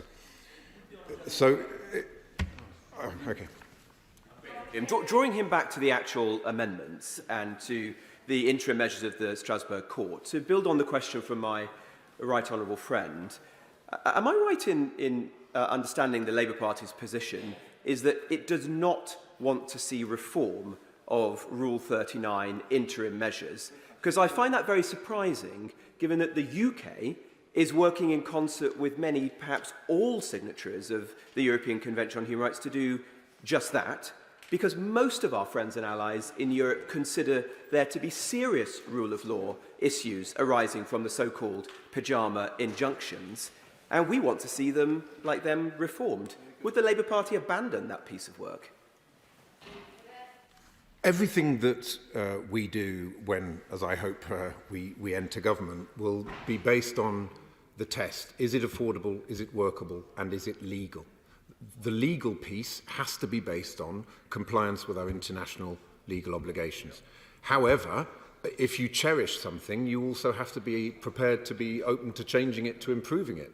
And it is clear that a global conversation is required about the immigration position in which we find ourselves. A European conversation is required, and absolutely, if we, in concert with our international partners and allies, can find ways of improving the system, then of course we on these benches would be looking to do that. It's unfortunately not a deal that we can negotiate from opposition. It's something that we will certainly be looking to prioritise as and when we come into government. If you don't mind, if the honourable gentleman, I'll make a little bit more progress and I'll come back to him. Order. Just say, is convention that if a speaker is to be intervened on, the intervenee, if that's the word, would be there from the beginning of the speech? And I know the right honourable gentleman came in a little later than when Stephen Kinnock started his speech. Stephen Kinnock. Thank you, Madam Chair. So it's against the backdrop of chaos, confusion and party before country that we consider the amendments that are before us today, Madam Chair. And I'd like to start by commenting on the amendments in the name of the former Immigration Minister, the Right Honourable Member for Newark. Madam Chair, this bill is riddled with shamefully anti-democratic clauses that undermine the rule of law and seek to undermine the conventions and values that we on these benches hold dear. But perhaps the most egregious example of this is the admission on the face of the bill that its provisions may not comply with the United Kingdom's obligations under international law. And indeed, Clause 3 explicitly disapplies international agreements, including the 1951 Refugee Convention and the 1984 Convention Against Torture. The leader of the more moderate Conservative caucus, the One Nation group, described this approach as authoritarian and a betrayal of who we are as a nation. And he was absolutely right on both points. Our liberal democratic nation is founded on the rule of law and on our respect for the judicial function. Our international standing is founded on our commitment to human rights and international law, and our proud history is founded on the delivery of these principles, including indeed Winston Churchill himself actually helping to establish Britain as a founder of the 1951 Convention. I made the point yesterday, I'll make it again, that it's not for politicians to interfere with court judgments, and it's not for the government to respond in a knee-jerk manner to court rulings that it dislikes. That is the behaviour of an autocracy, not of a democracy. How on earth can our country be the international standard bearer for the rule of law in the face of, for example, Putin's barbarism or an increasingly belligerent China, if we are breaking our own international obligations? Indeed, how can we even hold Rwanda to account on its commitments within this new treaty if we're not practicing what we preach? And then there is the real and present danger that this bill represents in terms of the international agreements that Britain is party to, all of which are central to our national interest. I thank the honourable gentleman for giving way. Those who are worried about social media may also find it useful to use their phones in the chamber to double-check those international obligations, and indeed the original text of the European Court of Human Rights that says explicitly the high undertaking parties agree to abide by the decision of the court in any case to which they are parties. From the start, it was intended that there was a check and court. I listened to the gentleman opposite. I hope he will accord the same respect and courtesy to me. Does the member agree with me that from the start it was envisaged it was an important check and balance to involve the courts in decision-making? Well, my honourable friend makes a very good point, and I think, as we've also seen in the letter that Nathalie Loiseau has sent to her about the potential risks that there are to the Trade and Cooperation Agreement and a range of other commitments, it is absolutely clear that it is in our national interest to pool our sovereignty with other nations through these conventions in order to strengthen our own national sovereignty, and I agree absolutely with her on that point. But firstly, looking at some of these agreements, the Good Friday Agreement. The European Convention on Human Rights is woven integrally into many different parts of the GFA. The political settlement in Northern Ireland should not be taken for granted. So disapplying the ECHR in British legislation would be playing with fire in that regard, Madam Chair. And of course, the Prime Minister's very own Windsor Framework, which sought to resolve the issues around trade and Northern Ireland post-Brexit, was agreed on the basis of the UK's full commitment to the GFA. I'm sure that the Prime Minister wouldn't want to accidentally set fire to his own carefully crafted negotiations. Then there is the EU-UK Trade and Cooperation Agreement, which includes clauses on important mutual security cooperation, which are reliant on Britain's commitment to the European Convention on Human Rights. Under Articles 1 and 692 of the TCA, UK withdrawal from the ECHR entitles the EU to immediately suspend or terminate the entirety of Section 3 of the TCA. So introducing notwithstanding clauses into this bill would mean that the government would also be dicing with the risk of jeopardising security cooperation with our European partners and allies. And the irony here is that this very security cooperation and data sharing is of pivotal importance when it comes to smashing the criminal gangs that are behind the small boats crossings. So this bill that is designed to stop the potential of, which is designed to potentially deal with the issue of the small boat crossings and the criminal gangs, could potentially undermine the very cooperation which is supposed to be smashing those very gangs. You literally could not make it up, Madam Chair. So I do not believe that legislative belligerence is in the interests or the traditions of the party opposite, and I certainly don't believe it's in the interests or traditions of our own proud nation. And the amendments that have been tabled by the former Immigration Minister, I'm afraid, would simply increase all the risks that I've described, and so we on these benches will be opposing them. Madam Chair, I turn now to the Labour Party's amendments. Again, I stress that we reject this bill in its entirety and that our amendments are designed to limit the damage of this unaffordable, unworkable and unlawful piece of legislation. A major concern of ours is around the way in which the government is handling the entire Rwanda saga from the point of view of transparency, from everything from the costs to the processing capacity of the Rwandan government to ministers trying to hide the fact that criminals will be sent from Rwanda back to the UK and the fact that the UK may have to take some refugees from Rwanda. Our Amendment 36, New Clause 7 and New Clause 8 are all a part of an attempt to force the government to shed more light on the less clear aspects of the scheme and to introduce more accountability.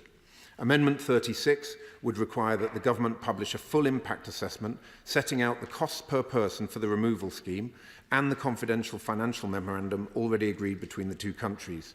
We believe the cost per person is far higher than the 169,000 already acknowledged by the government, and we want ministers to come clean on that point. New Clause 7 would require the Secretary of State to report to Parliament on a regular basis, as with the Monitoring Committee every 90 days on the operation of the scheme, including data on the number of people relocated to Rwanda and the costs incurred by the UK government. Similarly, New Clause 9 would require regular reporting on the number of asylum seekers declared inadmissible under the Illegal Migration Act from the point of its entry into force, whenever that may be, and the number of such asylum seekers who were subsequently removed to Rwanda. New Clause 8 would impose further reporting requirements on the government, including on the number of individuals involved in criminal activity who have been transferred from Rwanda to the UK. In the event of any such transfers, the government would be required to table a debatable motion in Parliament so that MPs could consider whether, in light of the transfers, the operation of the treaty should be suspended. It is important that the British public understand just how many foreign criminals the Conservative government would be importing back into our country as part of this Rwanda deal. Further amendments relate to the Monitoring Committee, a central part of the new treaty which both sides are required to set up in order to oversee the operation of the removal scheme and to provide a mechanism for individual asylum seekers to lodge confidential complaints directly with the committee. The Supreme Court raised initial concerns about the capacity of the committee to review complaints in its judgment. Our Amendment 59 would make the establishment of this committee a necessary precondition for the commencement of this Act, and New Clause 5 would place the committee on a statutory footing. The Monitoring Committee would be required to report to Parliament every 90 days, confirming that all the relevant obligations set out in the treaty are being fully complied with. In the event the Monitoring Committee either fails to meet the 90-day requirement or reports to Parliament that Rwanda is not in full compliance with any provision of the treaty, this Act would effectively be suspended from being in force until any issues with timing or compliance have been resolved. Linked to this, New Clause 13 stipulates that the operation of this Act should be suspended at any time when the Monitoring Committee is not in operation.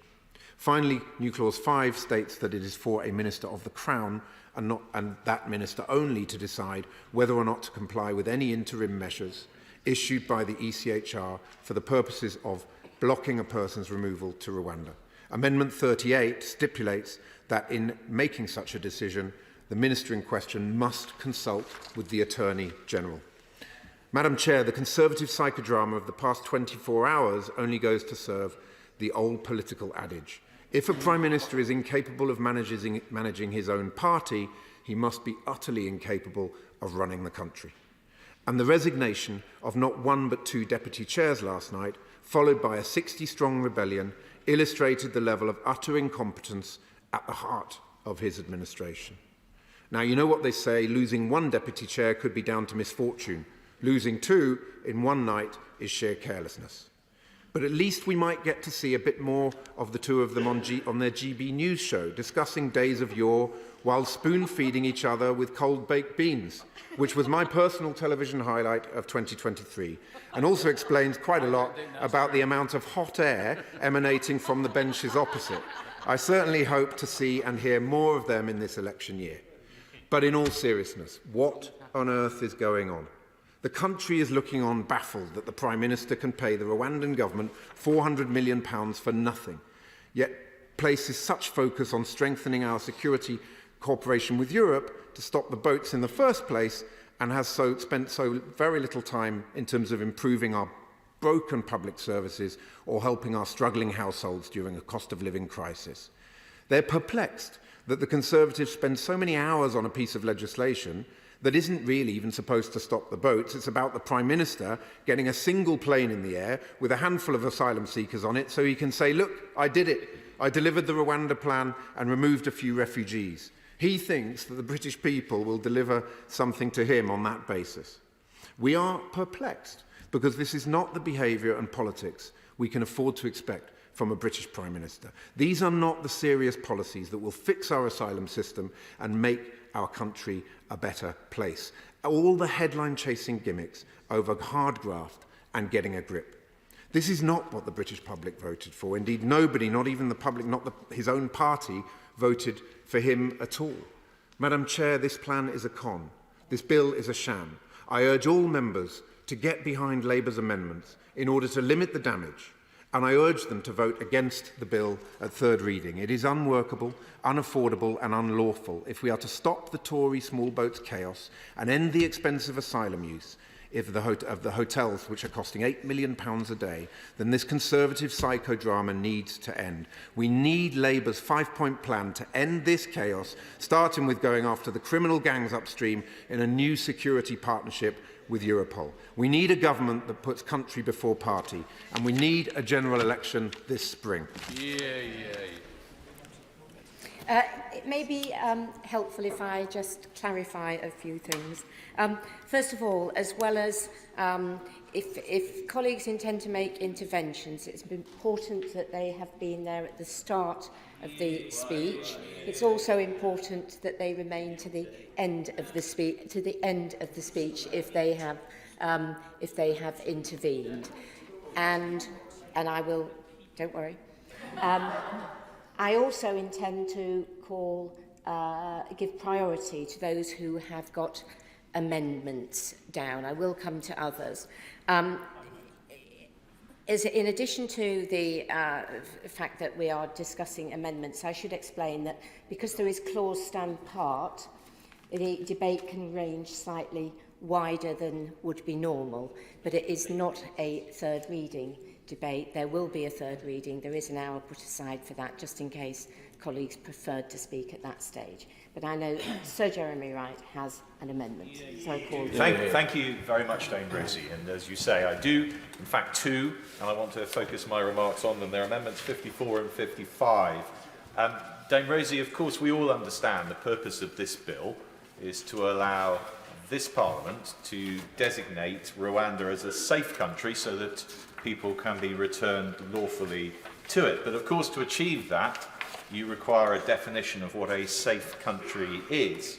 And the bill does that in clause 1, subclause 5, and particularly 1.5a, which describes a safe country as a country to which persons may be removed from the UK. So far, so good, Dame Rosie. It seems to me that's an essential part of the bill's inherent purpose.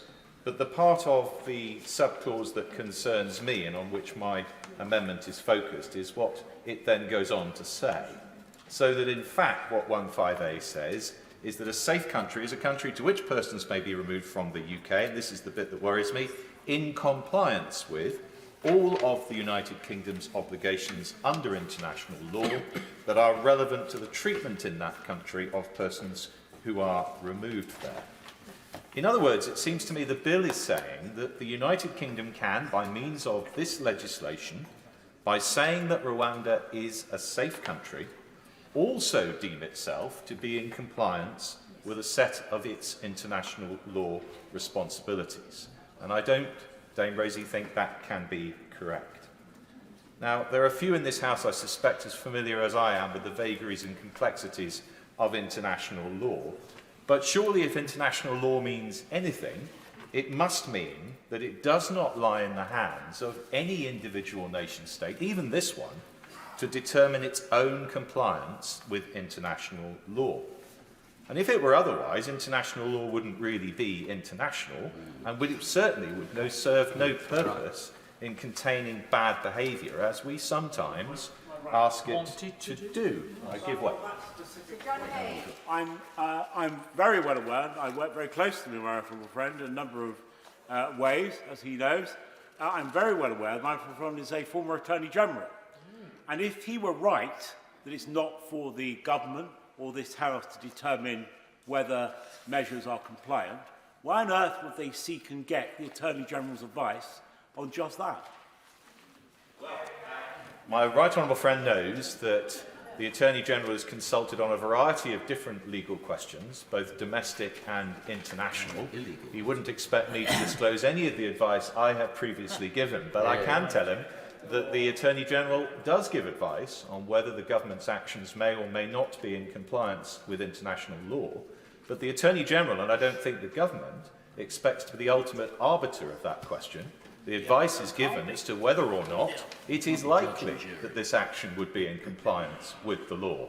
And I'll come in a moment to what I think the bill and the government can properly do in relation to international law responsibilities, but it does seem to me that what it can't properly do is to set itself up as judge in its own cause on questions of international law.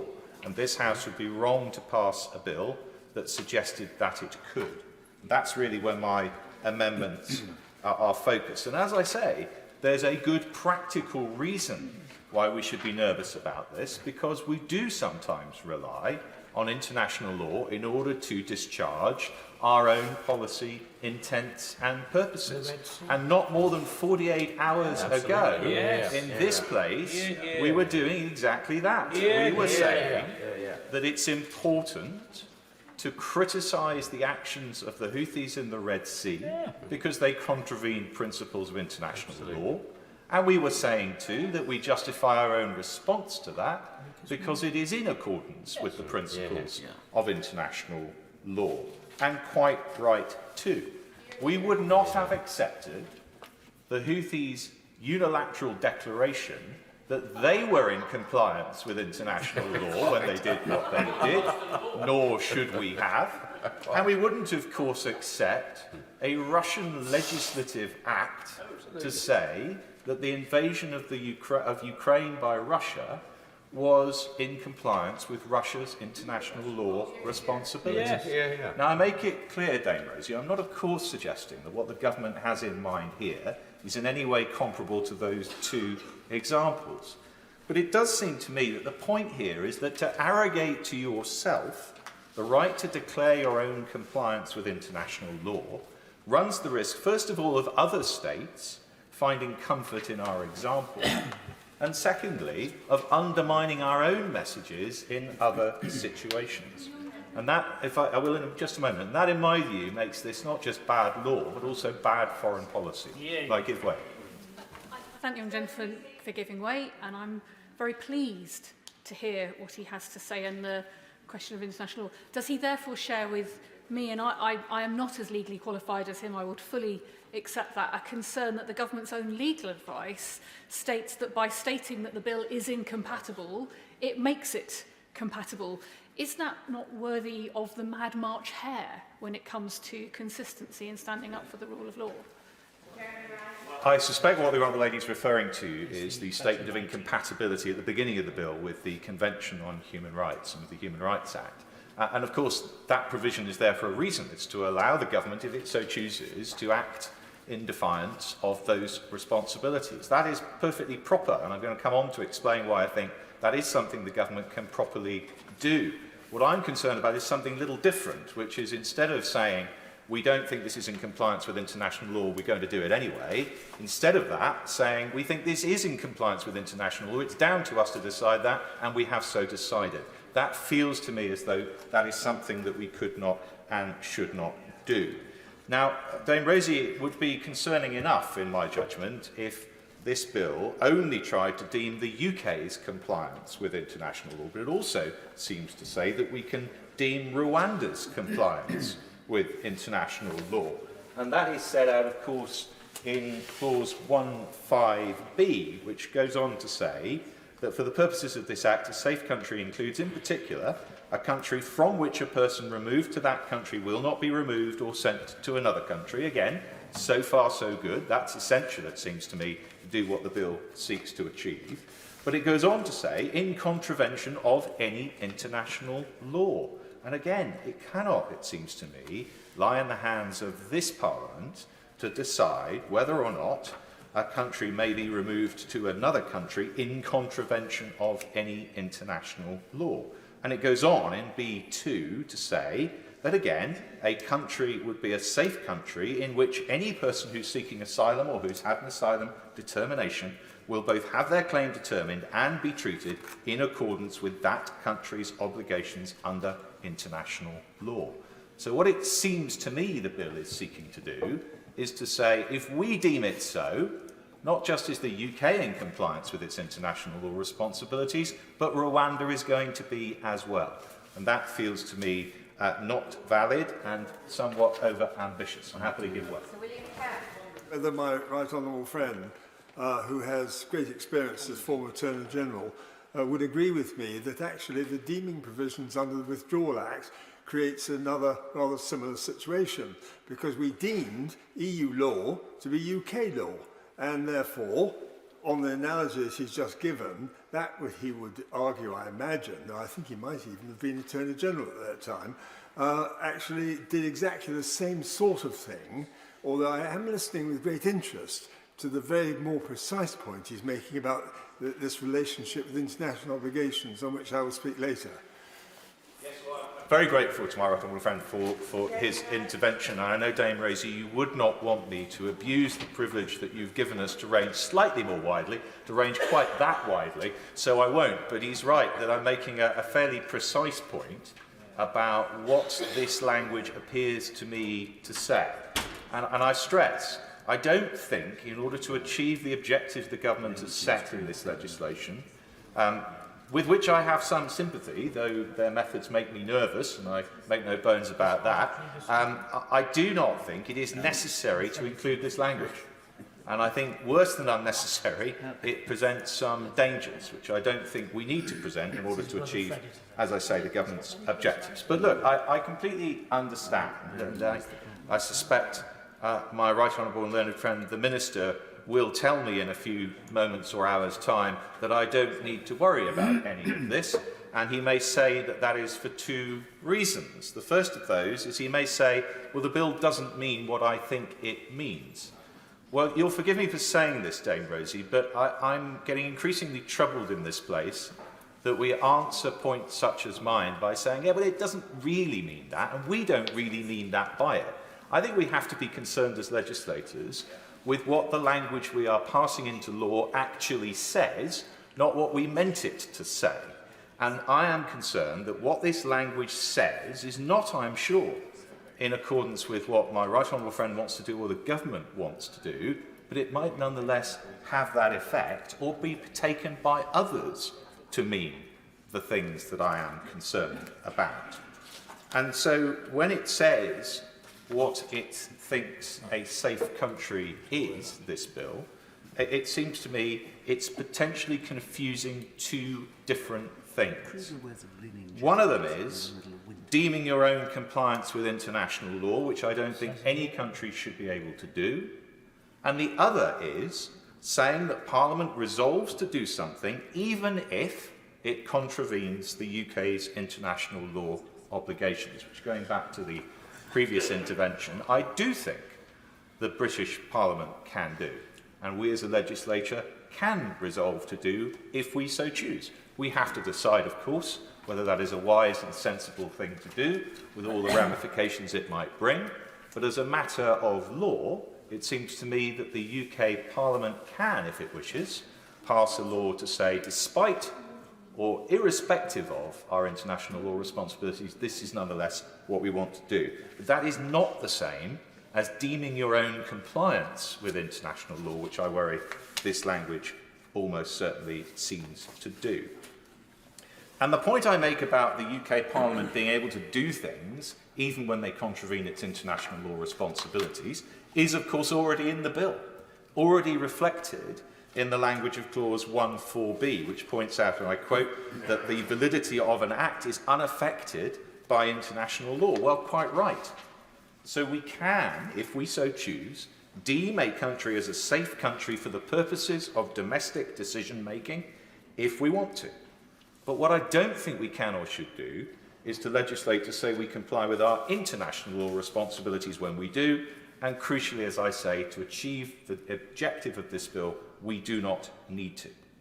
So the second reason, Dame Rosie, why the Minister may say I do not need to worry myself about all of this is because he may say that domestic and international law exist on different planes, and this legislation is only targeted in any event at domestic authorities, so the bill couldn't, even if it chose to try, deem our compliance with international law in actual fact anyway.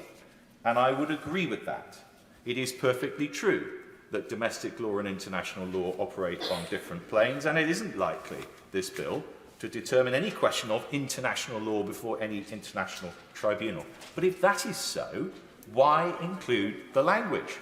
If it doesn't have any meaningful legal effect, it doesn't serve any purpose, but what it may do, I fear, is send a damaging political signal to other states. So, Dame Rosie, it seems to me that the language I am concerned about, and which Amendments 54 and 55 would remove, is either offensive or it's odious. And in either respect, the bill will be better without it. Joanna Cherry. Dame Rosie, it's a pleasure to follow the honourable and learned gentleman, and I found myself in agreement with much of what he said, and I think he made his points very forcibly. I rise, Madam Chair, to speak to Amendments 32, 33, 34 and new Clause 4 in my name, and to Amendments 4 and 5 in the name of my honourable friend, the Member for Glasgow North, and also to support those amendments in the name of my honourable friend, the Member for Glasgow Central. I also want to make some comments about the clause stand part in relation to clauses 3 and 5 of the bill, and the amendments that have been put forward, particularly by the Right Honourable Member for Newark, particularly in my capacity as Chair of the Joint Committee on Human Rights. But first of all, I want to turn to my amendments, which are about the impact of this bill in Scotland, and in which respect I'm speaking in a personal capacity. My amendments and those of my honourable friend for Glasgow North go to the extent of the bill, its extension to Scotland, and also to the date of its commencement in Scotland. Both of us seek to prevent this bill extending to Scotland, and in the event that we are not successful in doing that, my amendments seek to ensure that the bill will not extend to Scotland without the legislative consent of the Scottish Parliament, and that nothing in it will interfere with the supervisory jurisdiction of the Court of Session or its nobile officium, and I'll explain what that means a bit later. Madam Chair, we mustn't forget that the regime this bill seeks to impose, together with the Illegal Migration Act, is imposed on asylum seekers across the United Kingdom, not just those who arrive in small boats on the Kent coast. The UK government haven't forgotten that, and that's why they want this bill, with its far-reaching and unprecedented ouster clauses, to extend to Scotland. Accordingly, asylum seekers in Scotland looking to our courts for protection will find that the courts in Scotland have been emasculated in the same way as this bill emasculates the courts of England and Wales. Now, as well as having their jurisdiction ousted on certain matters of fact, as was debated yesterday, the Scottish courts will also find themselves unable to apply the Human Rights Act and unable to respect the United Kingdom's obligations under the European Convention of Human Rights and other international treaties. And I believe this constitutes a very serious intrusion on the jurisdiction of the Scottish courts, an unprecedented intrusion on the jurisdiction of the Scottish courts, and a very serious interference with the separation of powers between legislature, executive and judiciary. And I don't think this Parliament should be rubber stamping this bill at all, but particularly not in relation to Scotland. What this bill seeks to do in emasculating the jurisdiction of the Scottish courts in relation to asylum seekers is anathema to the Scottish constitutional tradition. People in Scotland don't want it. They didn't vote for it. In fact, actually, nobody in the UK voted for this because the policy wasn't in the government's manifesto. But you won't find it, in contrast to England and Wales, Madam Chair, you won't find any opinion polls carried out in Scotland which support this bill. Now, as the great Scottish judge, Lord President Cooper, noted in the famous case of McCormick against the Lord Advocate in 1953, and I quote, "The principle of the unlimited sovereignty of Parliament is a distinctively English principle which has no counterpart in Scottish constitutional law. In Scotland, Madam Chair, it is the people who are sovereign, and that does make a difference to our view of how constitutionalism works and our views on the separation of powers. And it is of the essence of the Scottish constitutional tradition that executive power should not be unchecked."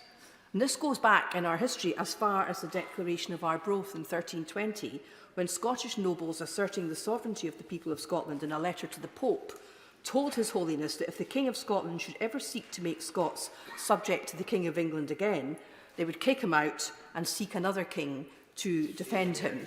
So in Scotland, the sovereignty of the people is our guiding principle, not the sovereignty of the monarch, or indeed our own, or indeed this Parliament. So neither our Parliament nor this Parliament is sovereign, it is the people who are sovereign. Now, just turning to the jurisdiction of the Scottish courts, this Parliament, this Union Parliament, exists because of the Treaty of Union. Scotland has always had a separate legal system, and Article 19 of the Treaty of Union between Scotland and England protects that separate legal system, including its inherent supervisory jurisdiction and including the nobile officium of the Court of Session, which is a power that the Court of Session in Scotland has to give remedies where otherwise there would be no remedy. And since the modern advent of devolution by virtue of the Scotland Act, the civil jurisdiction of the Scottish courts, including judicial review, has been a devolved matter and therefore one properly for Scotland's Parliament. So I believe that this bill is a grave intrusion on the civil jurisdiction of the Scottish courts, and that's the reason for my amendments. The Scottish Government is considering a legislative consent motion, and my Amendment 34 would ensure that this bill, when it becomes an act, would not come into force in Scotland without a legislative consent motion. And new Clause 4, which I'm putting forward, would ensure that notwithstanding, I like that, a nice notwithstanding clause. I hope honourable members on the other side who've been so excited about notwithstanding clauses will support my Scottish notwithstanding clause. New Clause 4 says that notwithstanding anything in this bill, if it were to become an act, the supervisory jurisdiction and the nobile officium of the Court of Session would be preserved. And in that way, I hope to ensure that asylum seekers in Scotland will still have the protection of the courts in accordance with our constitutional tradition. Just to explain, the nobile officium of the Court of Session is a noble office or duty which Scotland's highest court has. It's a sort of extraordinary, equitable jurisdiction by virtue of which the court may, within limits, mitigate the strictness of the law and provide a legal remedy to people where otherwise none would exist. I will give way, yes. Without prejudice to the content of what she's saying otherwise, could I just simply say in relation to the notwithstanding, I'm extremely glad that the Scottish eagle has landed. Certainly won't be supporting the other notwithstanding clauses in the bill, but I felt it was perhaps time we had a notwithstanding clause that benefited Scotland for a change. So my amendments, Madam Chair, they're designed to protect Scotland's courts and the Scottish constitutional tradition, and they're there to ensure that asylum seekers in Scotland might still enjoy the protection of the courts from the infringement of their fundamental rights. And that's what people in Scotland want, and that's been expressed repeatedly through the Scottish Parliament. So I am, of course, a Scottish MP and a member of the Scottish Bar, and I'm here to do what I can to protect Scotland and Scotland's legal system for the extraordinary attack which this bill constitutes on human rights and the rule of law. But, Madam Chair, I'm not a Scottish exceptionalist, and I recognise, as reflected in the House of Commons Library's excellent legal briefing on the bill, and indeed in the speech that preceded mine, that concerns about the impact of this bill on the rule of law and the Constitution are shared by many in England and indeed by many lawyers in England. And for every lawyer that has been cited by honourable members on the other side in favour of this bill and in favour of the draconian amendments to this bill, you will find two lawyers who disagree. And the library briefing, and it really is an excellent summary of the different legal views on this bill, the library briefing concludes, and I quote, "Tension between the sovereignty of Parliament to legislate and the role of the courts in enforcing the rule of law principle that executive bodies must exercise their powers within their statutory limits may be tempered by restraint on both sides. If either the courts or Parliament cease to exercise such restraint, significant constitutional uncertainty could result. Close quotes.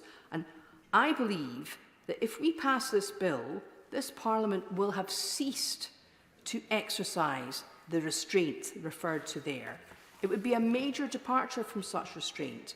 And I do believe, Madam Chair, that if this bill passes, I believe and I predict that we will see what might be an unprecedented constitutional challenge to an act of the British Parliament. I will give way. The checks and balances which prevent arbitrary power. And she's right that in our constitutional settlement, that is central. But this is not the exercise of arbitrary power, because the bill and the amendments to it are quite specific about their provisions. So, for example, our separation from the international obligations that I know she holds so dear is very specific in the amendments that are tabled by Honourable Newitt, specific to this particular measure, this legislation. This is not arbitrary, anything but. What it does do, this bill, is it seeks to carve out a group of people coming to our country or within our country from the protections that the rest of us enjoy. And I think that history shows us that that sort of legislation can put a state on a pretty slippery slope. And that brings me to the arguments I want to make in relation to clause stand part for clause 3 and 5 of this bill. Now, the Joint Committee on Human Rights has not yet had the chance to complete legislative scrutiny of this bill, given the speed with which it has passed through the House. So we have not, as a committee, reached a concluded view on the bill. But before Christmas and before the second reading, a chair's briefing paper referring to the legal advice the committee had received was published, and it's extensively referred to in the excellent legal commentary on the bill published by the House of Commons Library. And it says this, inter alia, that the disapplication of the Human Rights Act in clause 3 of this bill is really very significant. Because, as I indicated a moment ago in my answer to the Right Honourable Gentleman, human rights are meant to offer a fundamental level of protection for every person on the basis of their humanity alone. And as our committee has noted in a previous report, if those protections are disapplied when they cause problems for a policy goal, they lose their fundamental and universal character. And that means that they lose the fundamental and universal character that characterises them. And this is arguably particularly the case when they are disapplied in respect of a particular group. And in this case, fundamental human rights are being disapplied in respect of migrants who come to the United Kingdom without prior permission. Now, bills that disapply parts of the Human Rights Act are not unprecedented under this current government, I'm sad to say. Both the Illegal Migration Act and the Victims and Prisoners Bill sought to disapply Section 3 of the Human Rights Act in respect of certain legislation. However, this bill seeks to disapply Section 6 of the Human Rights Act, and that's the obligation on public authorities to act compatibly with human rights. And that's never before been attempted, even by this government, and it represents a significant inroad into human rights protections. If we pass the bill with that clause there, it means effectively this Parliament is authorising public authorities to breach human rights. Now, that's an awful long way from what this Parliament intended when it passed the Human Rights Act and what the United Kingdom intended when it signed up to the Convention. Now, as we heard at some length yesterday, as a result of parliamentary sovereignty, breaching human rights, if we pass this bill, would be in accordance with our domestic law. But it would still violate the UK's obligations under the Convention, because we cannot unilaterally change what the Convention says. And also, as the Bingham Centre for the Rule of Law have noticed in their briefing on the bill, if we disapply the Human Rights Act in the manner proposed, we're also breaching Article 13 of the Convention, which entitles people to an effective remedy. Now, I'm afraid to say that the amendments in the name of the Right Honourable Member for Newark, who's no longer in his place, his amendments to Clause 3 would make the situation even worse. And his amendments 11 to 12 appear to extend the disapplication of the Human Rights Act to anything done under the Illegal Migration Act that relates to the removal of a person to Rwanda. And that could potentially mean that the detention of people awaiting being removed to Rwanda and their treatment prior to their removal would not be protected under the Human Rights Act. Is that what this Parliament really wants to legislate for?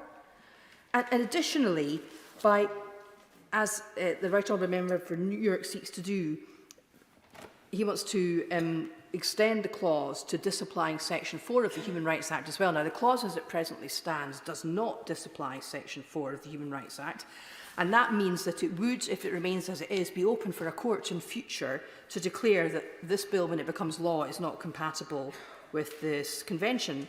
Now, that would be by way of a declaration only. It wouldn't affect the ongoing function of the bill. It wouldn't mean that removals to Rwanda could be prevented or delayed, but it would mean that this Parliament and government would have to decide whether any changes to the law should be made. And if we amend the bill to disapply Section 4 of the Human Rights Act, again, that's something that has never been done before and something that would further oust the jurisdiction of our courts from saying to the government and the public what their view on the law's compatibility with human rights is. And finally, turning to Clause 5, stand part, I also believe that this bill shouldn't stand part of the bill. We've heard a lot today about honourable members on the other side of the House's concern about interim measures issued by the European Court of Human Rights. And the reality is this: no matter what this legislation ends up saying, it can only affect domestic law. In respect of the ECHR in particular, the UK will remain bound by the Convention as a matter of international law. And indeed, even if this government, God forbid, were to exercise the nuclear option to withdraw us from the Convention, thereby putting us into bed with Russia and Belarus, even if they were to do that, we would remain bound for a further 6 months after withdrawal takes place. And I hope they'll bear that in mind. So Clause 5 at the moment says that only a minister can decide whether to comply with interim measures, and the domestic courts should ignore them. It remains to be seen what a minister would do, but we all know that the Prime Minister has said repeatedly that he wouldn't let a foreign court, to use his words, prevent flights taking off, which indicates that interim measures may be ignored. Now, as I said in my intervention earlier on the Right Honourable Member for Newark, interim measures are made under part of the Court's Rules of Procedure 39. They don't form part of the text of the Convention ratified by the UK, but when we ratified that Convention, we signed up to the idea that the Court, the European Court of Human Rights, is the body that determines the meaning of the Convention, and it's held consistently since the case he mentioned in 2005 that failing to comply with interim measures amounts to a breach of Article 34. Madam Chair, interim measures are fundamental to any court. They are issued to protect the position of an individual while their legal rights are determined. All this fuss about people in their pyjamas in the middle of the night is just very silly. Judges in the United Kingdom, both in the English jurisdiction and the Scottish jurisdiction, are regularly got out of their beds in the middle of the night to issue injunctions in England, interim injunctions in England and interim interdicts in Scotland. It's a standard part of any legal system. And many of the concerns that the other side have expressed about these interim measures have now been addressed by the court in reforms which they are proposing. But any decision of a minister not to comply with the interim measure would therefore be inconsistent with our obligations under the ECHR. This means that Clause 5, if we let it stand part of the bill, will expressly authorise British government ministers to act in breach of international law. That is the reality. And I note that according to the Times newspaper, this is the advice reported to have been given to the government by the Attorney-General and the Minister, the Honourable Member from Mid-Dorset and North Pool, when he was Solicitor-General. That doesn't surprise me at all. It shouldn't surprise anyone, because any legal undergraduate would be able to tell you that. So insofar as Amendments 23 to 25 state that interim measures are not binding, that is inaccurate as a matter of law. And we must understand that we'll be putting the UK directly in conflict with our international legal obligations. So, Madam Chair, I realise I've taken up a little bit more time than I'd intended, but I hope the amendments I've spoken to and the clause stand part would go some way to ameliorating this bill, but certainly even if they were to be passed, I would be voting against it. Thank you. Chair of the Justice Select Committee, Sir Robert Neal. Thank you very much, Dame Rosie. It's a pleasure to follow the Honourable and Learned Lady Member for Edinburgh South West and my right Honourable and Learned friend, the Member for Kenilworth and Southam. Although I won't be supporting the Honourable and Learned Lady's amendments, I have great respect for the intellectual rigour which she brought to Scots law and its application here, and I say the same in relation to the points made by my right honourable and learned friend in relation to his amendments 45, 54 and 55. And I do hope that the Minister will think seriously about how we deal with that issue, and I'm sure he will. But they are serious points which are raised, because in a nutshell, I too would agree with the proposition that whilst of course Parliament can legislate to do whatever it likes in domestic law, simple fact is you cannot legislate away international law obligations or treaty obligations, and it would be misleading to try and pretend otherwise.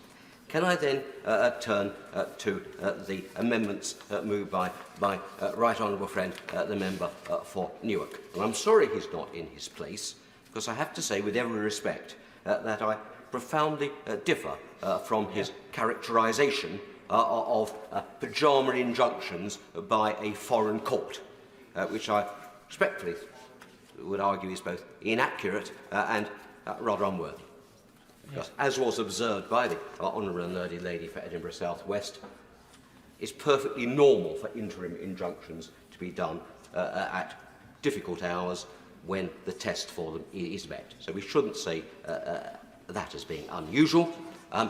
There are arguments about the way the Rule 39 procedure in the Strasbourg Court works that can be legitimately made, but let's make it on the basis of an accurate construction of what it's about, rather than otherwise. Secondly, it is... let me just finish. Yes, I will actually, and then I'll get on. Well, Chairman, I have great respect for the argument he makes, and I do defer to his experience and knowledge on this. I'm interested genuinely in his view. He's eliding a judge in the UK issuing an injunction late at night in the event of what would be, in normal circumstances, an individual situation. Does he really think that it's comparable to describe, in the same terms, the act of a court, which is genuinely in another country, a judge who is unknown, anonymous, who does not publish the rationale for their opinion, and in doing so calls a halt, with the support of the government, it must be said, to the policy of the British government enacting a law passed in Parliament? Surely there is a difference, both of degree and of nature, between the two cases. I think the honourable friend needs to bear in mind, in fact, the application that was made to Strasbourg was an application about the circumstances of an individual case as well. So that's no different. There is a legitimate criticism, one that I've voiced in the past, about the procedure adopted in Strasbourg for these applications in two matters. Firstly, the anonymity of the judge, and secondly, the failure to state reasons. That wouldn't be acceptable from our point of view. But the answer is not then to throw out the whole of the judicial baby and treaty baby with the bathwater in that regard. It is, as is possible, thanks to the Brighton Declaration that was signed by my noble learned friend, Lord Clerk of Nottingham, is possible to actually make reforms following dialogue between member states, the Council of Ministers and the judiciary of the court. And I'm pleased to say that after pressure from the United Kingdom, perfectly properly, the court has itself indicated it is going to consult on reforms to the procedure. And that can only be a good thing. So that's where I think the balanced position is as far as that's concerned. Secondly, of course, I'm happy to give way. In fact, further than that, there are already proposed reforms that are going to come into place this year to the interim procedure that crucially will remove the anonymity provisions and also allow contracting parties like the UK to make the argument that, as I believe in this case, this is not an imminent risk of irreparable damage. We can fly people back from Rwanda, and that was the argument that we need to keep making. My right honourable and learned friend is entirely correct, and he and I probably would have very happily argued the UK's case in Strasbourg on those grounds. Yes. So let's be realistic then about what we're fighting against. It's a bit of an Aunt Sally with respect set up here, because actually things are already being steps are already being taken to deal with the objectionable matters of Rule 39s, but the principle of them is not of itself objectionable. And secondly, the characterisation of a foreign court is, with respect, not helpful in these circumstances, because it implies something alien. That's not the case in relation either to international law as a concept or to the court itself either. In fact, it happens to meet in a different place in the UK. It's inevitable because it's got to meet somewhere. But it's just bear in mind, not only was the UK one of the driving powers behind the creation of the convention in the first place, behind the court itself, and behind much of the jurisprudence of the court, the UK does actually have a shared ownership of the court, along with all the other member states. And that's demonstrated not just in the treaty, but in practical ways too. For example, the members of the Parliamentary Assembly of the Council of Europe, members of this House and the other place, have a role in the appointment of the judges of the court. My right honourable friend and member for Gainsborough and I served at one time on the subcommittee of the Assembly that dealt with that process, and I think we did so diligently. So there is an involvement in that process. A British judge always sits on the court, is a member of the court. Judge Tim Ike, the current judge, is a very distinguished international lawyer as well. We're very lucky to have him. Two of the recent registrars of the court, who run the administration of the court, have been British lawyers. British lawyers appear regularly in cases before the court. This is not an alien body. It's a court of which we have joint ownership. It's our court along with that of all the other member states of the Convention. And it's wrong to mischaracterise it as being that there's something which is therefore alien. Certainly, in all international matters, as my right honourable and learned friend said, it operates on a different plane.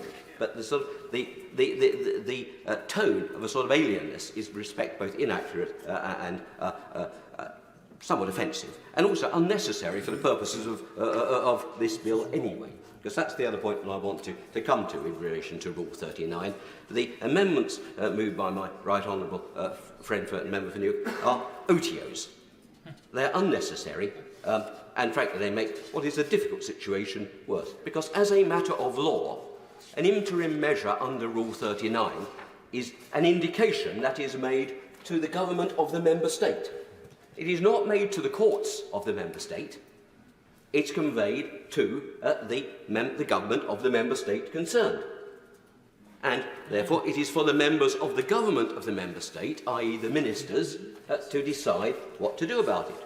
I personally take the view that you should be very loath indeed to ignore the findings of the court on an interim matter, and it does run the risk, as the right honourable learned lady rightly says, of placing you in breach of your international law obligation in that regard.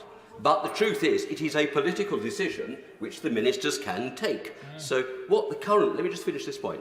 What the current bill, in its current formulation, states is actually no more than a statement of the law as it stands, and you probably don't need that clause in the bill. I'm not going to die in a ditch over that, because it's simply stating what is the law already.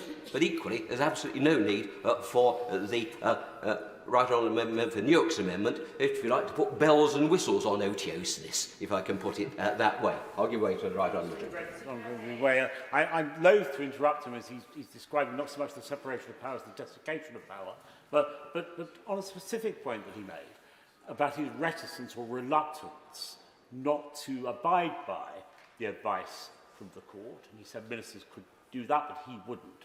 Would he on that basis not have done what the noble Lord Cameron did as Prime Minister and resist the overtures from the court to give prisoners votes? In fact, 2 points I make around that. I supported the noble Lord Cameron in that regard because it was a political decision there, and it's worth just looking in terms of the practical politics. Although we were for a period of time at variance with the court in that regard, no harm was done to the polity of the United Kingdom in that regard. No harm was done to the interests of the United Kingdom. No terrible international consequence flowed against us from it. I think the court got it wrong on that occasion, and one of the problems is that there isn't an appeal system within the Strasbourg court, so you have to wait until some future decision may go in a different way. And I think many of us take the view that in reality, the court as currently constituted in Strasbourg, perhaps less activist, if I might say, than its predecessors, might well have found differently in the prisoner voting case anyway. But the fact was, UK ministers took a decision and they did what was right in the UK. It was supported on all sides of the House, and no harm was done. So the idea that there is some terrible consequence will flow to the UK because of the existence of the ability to seek Rule 39 interim measures is just misplaced. I will. Doesn't my friend reflect upon the fact that on this particular question of prisoner voting, which I did discuss with the noble Lord Cameron when he was Prime Minister at the time, that actually it was regarded by the Right Honourable Noble Lord, the Lord Clerk of Nottingham, I think it is, that it was, as he put it, that it was a particular political policy. I think those are the words he used. How would you describe the issue of illegal migration? Would you not regard that, if I may say, my honourable friend, as also a particular but very important political policy? And that's why, as it happens, I will not vote against this bill, because although I have some misgivings, there is a legitimate concern that needs to be dealt with in relation to illegal votes. But the simple fact is that is not a reason for the blanket derogation, the blanket removal of ECHR protections that are proposed in the series of amendments. That's the difference in IRA 1, that sometimes there's a mixture of politics as well as law that arise in these matters. And I don't, but the point I make is that, frankly, if any government wants to take the political risk of ignoring an interim measure, it can, under our law as it stands. It happens that it actually did effectively in relation to prisoner voting, so it could, now, if it wanted to. I'm not going to advise on that, because I think one's got to be very wary not to come to views that aren't very often going to be fact-specific when individual decisions are made. That's why it's... Give way. Yeah. I'm very grateful to our friend for giving way, and I don't want to prolong the discussion about prisoner voting, but rather like our right honourable friend for Stone, I remember having conversations about this subject inside government. I think it would be fairer, would it not, to describe the situation that the UK didn't at any point refuse to comply with the judgment. Yeah. It is perhaps a more Augustinian approach to compliance that we've adopted. We just haven't quite got around to it yet. I think that's right. As I recall it, the UK government put a motion before this House, which the House rejected. So you could have had a perfectly legitimate legal argument that we had taken steps to comply, and Parliament, as it was entitled to, had done otherwise. And that's why the whole of this argument with my right honourable friends for Newark's amendments is that Aunt Sally is really a complete red herring to the real issues that we are concerned with, and why these amendments add nothing to the bill, and I urge honourable members on both sides of the House to reject them. The final thing that I just wanted to deal with, Dame Rosie, if I may, was this. I had misgivings about this bill, and I mentioned that, I spoke about that at second reading. I said that it stayed acceptable, just, and I will continue to maintain that position. My right honourable friend and member for Newark quoted the noble Lord Sandhurst, very distinguished lawyer in the other place, a personal friend of mine, I should say. I ought to say Lord Sandhurst, noble Lord Sandhurst, is chair of the research committee of the Society of Conservative Lawyers. I happen to chair the executive committee of the Society. Lord Sandhurst and Harry Gillow, a fellow member of the Society, published a very useful pamphlet around the impact of this bill, and they updated it in the light of the amendments. And their conclusion, with respect, was this: the bill goes as far as is reasonably possible without risking collapse of the Rwanda scheme as a whole. End quotes. They go on to say, and I quote, the bill as drafted represents the best chance of success for the Migration and Economic Development Partnership with Rwanda scheme. End quotes. So they actually are on the same side of the argument I am, that the amendments proposed by the Right Honourable Member for Newark take it over the line of being able to deliver the economic migration, the Migration and Economic Development Partnership scheme. They risk collapsing the whole scheme. It was ironic that my right honourable friend, the member for you, talked about blowing up the bill. The truth is, his amendments will blow up the deal with Rwanda, because Rwanda has made it abundantly clear that anything that clearly breaches international law will be unacceptable to them, and they would withdraw from the amendment. So not only are the amendments proposed legally unsound and OTOs, they're actually ridiculously bad politics with respect as well, because they would actually defeat the object of those who do want to see people being moved to Rwanda to deter the boats. So on both legal and political grounds, I urge the House to reject these amendments and leave things as they stand. Gavin Robinson. Rosie, thank you very much indeed for calling me in this committee stage. And it is a pleasure to follow the honourable learned gentleman, the chair of the Justice Committee, and he did say that at times you will see a collision between, or an interface with, politics and the law. And I hope what arises from my contribution is that there's a third element to that as well, and that's principle. And throughout the passage of this bill, and indeed some of the precursors to it, we have advanced a number of principled positions, one of which challenges the basis of the legal aspiration contained within the bill. Another will rightly challenge that it doesn't matter how hard you suggest this is the most robust piece of legislation. If it doesn't do what it's intended to do, it isn't going to work. And that is an unprincipled place to be with the British electorate. To suggest that all these steps are in earnest and have some virtue, knowing that they are inconsistent and will not work.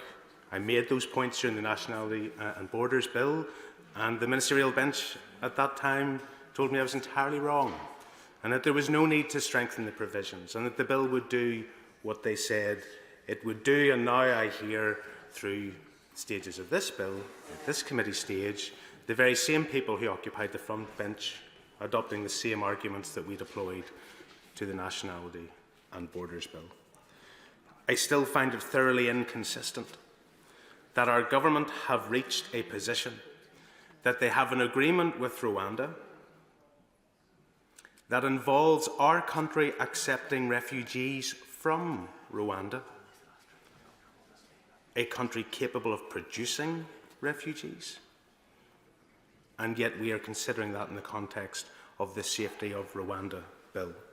It is incongruous to me how a country deemed safe by this Parliament is capable of producing refugees from that very same country. And I haven't heard a robust argument to the contrary as to how that is not an inconsistent position. Of course, I'm very grateful to the honourable gentleman for giving me a chance to put him right, because the example is, for example, the transit mechanism that is in place, where Rwanda is already hosting refugees from Libya, for example. Rwanda, in its generosity and safety, hosting hundreds of thousands of refugees. That's how. Rosie, and if the Minister is prepared to say that the only refugees that can come to the United Kingdom from Rwanda are those that have been produced as refugees from other countries, that is an absolutely fair point to make. But I don't think that's the point he's making. I don't think it is, and I'm very happy to let him intervene again, but I just genuinely don't think that is the point he's making. And the point I am making, that is entirely inconsistent. On one hand, to say we'll accept refugees from a country, and on the other, deem that country as safe, but I accept our right to do it.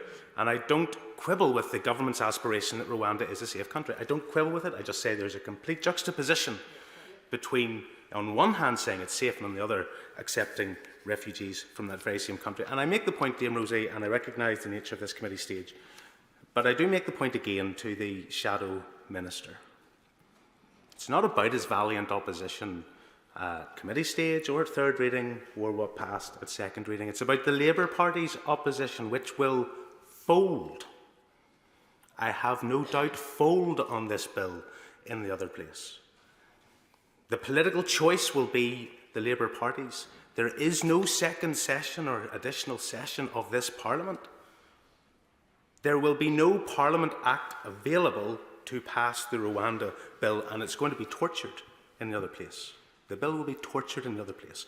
And the only reason, or the only way it will emerge or emanate from this Parliament is if a political calculation is made by the Labour Party that there's too much political cost in opposition to the bill, and they draw stumps and allow it to pass. And I reiterate that point. I'm saying it very clearly now, and I suspect in a number of months' time, this point that is being ignored today will become quite acute within our political discourse. I thank the honourable gentleman for giving way, and I apologise then. I perhaps hadn't fully understood his point in his question to me when I was making my remarks. It was specifically about the other place. What I would say to him is that Labour members of the other place will give this bill the scrutiny that it deserves, will hold the government to account. And if you take, for example, the illegal migration bill, which ended up going through, got royal assent, in spite of very severe and serious reservations, but we, of course, in the other place, recognise that we have the duty to scrutinise, but also we are responsible for ensuring the proper functioning of Parliament across the board. So I would say to him that I don't think this bill will be treated in any way differently to any other piece of legislation that would go to the other place, at least from the point of view of my colleagues there. Tim Rose, I'm very grateful to accept that intervention, and the Shadow Minister has made his point and I have made my point, but I suspect that that point you will find as much safety in the point that has just been made as those that stand bullishly and say this is the strongest, most robust piece of legislation ever, irrespective of whether it works. I just make that and put it on the record. Madam Deputy Speaker, as you will be aware from second reading considerations, we do have concerns about the operability of this bill in light of the UK's withdrawal from the European Union and the legislative framework that surrounds that relationship. And that's why you'll see in new clause 3, to speak directly to our amendment, you will see a notwithstanding clause, and I know they've had some humour around notwithstanding clauses from the honourable lady from Edinburgh South, or Edinburgh South West. But that notwithstanding clause is there because we are concerned, in contradiction of the government's position, that the claims that have been made in this House and the position that the government have deployed is not sustainable legally. And this amendment proposed by us, the notwithstanding Section 7A of the withdrawal agreement, the European Union Withdrawal Agreement 2018 amended 2020, is important from a principle perspective as a unionist, from a practical perspective, as a member of this Parliament who believes that our immigration policy applies equally across the United Kingdom. It always has applied equally across the United Kingdom. And the concern is that government is blindly ignoring our concerns and allowing a situation to develop that will cause a fracture in the immigration policy which up until this point has applied equally across the United Kingdom. Now, I have engaged with the Minister on this, and I'm very grateful not only for him making the time available, but the courtesy with which he always approaches these issues. Colleagues will recall that we raised this issue in second reading, and the Minister gave a commitment, and fundamentally the commitment that the Minister gave comes in two parts. One, that government has never accepted that the rights chapter of the Belfast Agreement engages immigration policy. And furthermore, the government have in the past robustly defended the position that the rights chapter of the Belfast Agreement does not engage immigration policy, and have won. They have advanced that argument in court and have won. And that argument that the government is putting forward is predicated on Article 2 of the Withdrawal Agreement, that there be no diminution of rights for the people of Northern Ireland whenever the United Kingdom leaves the European Union. And as a consequence, given the rights chapter, they say does not apply to immigration, there is no diminution of rights, so this is not captured by Article 2. Now, we engage with the government, and I'm not going to take an intervention at this stage because there's a few elements to this that I want to get out clearly and cleanly, and then I'm happy to take an intervention once I have done so. But the Minister put forward his point. We exchanged positions at second reading about the potential of an updated legal note, and I have to say that, in all candour, the Minister has been forthcoming, government have been forthcoming with addressing this point to us more formally. On Article 2 of the European Union Withdrawal Act alone, not Article 7 of the European Union Withdrawal Act. And Dame Rosie, let's just be clear about this. We as a national parliament are considering on a national basis our national immigration policy. And our amendment is intended to elicit the government, eyes wide open, choose to ignore us at this point, choose to dismiss the concerns that have been raised, and ultimately leave it to the courts to decide and for the judiciary to determine if there's a cause for concern or not, or take the very simple step on immigration grounds alone to disapply Article 7A, Section 7A of the withdrawal agreement. That's the choice. I shared with the Minister yesterday, and I share with the House today, that there was a High Court case in Belfast. There was a judicial review in the matter of an application for Amman and Jasson. And it's interesting reading, and I share it with the House at committee stage this afternoon. Paragraph 94 of that judgment says very clearly the combined effect of Section 7A of the EU Withdrawal Act 2018 and Article 2 of the Protocol limits the effects of Section 5.4 and 5 of the European Union Withdrawal Act, Schedule 1 and Paragraph 3 of the same Act, which restrict the use to which the Charter of Fundamental Rights and the EU general principles may be relied upon after the EU's exit. This means that the Charter of the Fundamental Rights remains enforceable in Northern Ireland and falls within the ambit of Article 2.1 of the Protocol. And contained within the Charter of Fundamental Rights is Article 18, the right to asylum. So everything we've seen from government has engaged the discussion around the rights chapter of the Belfast Agreement. It has not engaged the consideration that was resolved and shared in paragraph 94 of this Belfast High Court judgment, which has a completely separate legal construction as to how the government's ambition around this Rwanda bill will not apply to Northern Ireland. Now, the Minister said clearly on the floor of the House the bill will apply in full in Northern Ireland in the same way as it does in the rest of the United Kingdom. New Clause 3 is our attempt on the first stage for the government to accept it and rule out the concerns that have been raised, and if they should not do so, then articulate at least their intention, their position, what they believe to be the case, why they believe this interpretation and the judgment from Belfast is wrong. And I raise these issues on a number of levels, Madam Deputy Speaker. As a parliamentary spokesperson on Home Affairs and somebody who's engaged on these immigration issues for a while, as somebody who's voted against previous attempts because I don't believe that they are the right approach, somebody who has voted against this bill at second reading because I still don't believe it is the right approach, but a representative for Belfast, which, believe it or not, and I say this with no alarm or no theatrics, but as a matter of record, that the House of Commons library figures in September pointed that Belfast has the second highest number of asylum seekers housed within our city across the entire United Kingdom. 78 per every 10,000 within the city's population.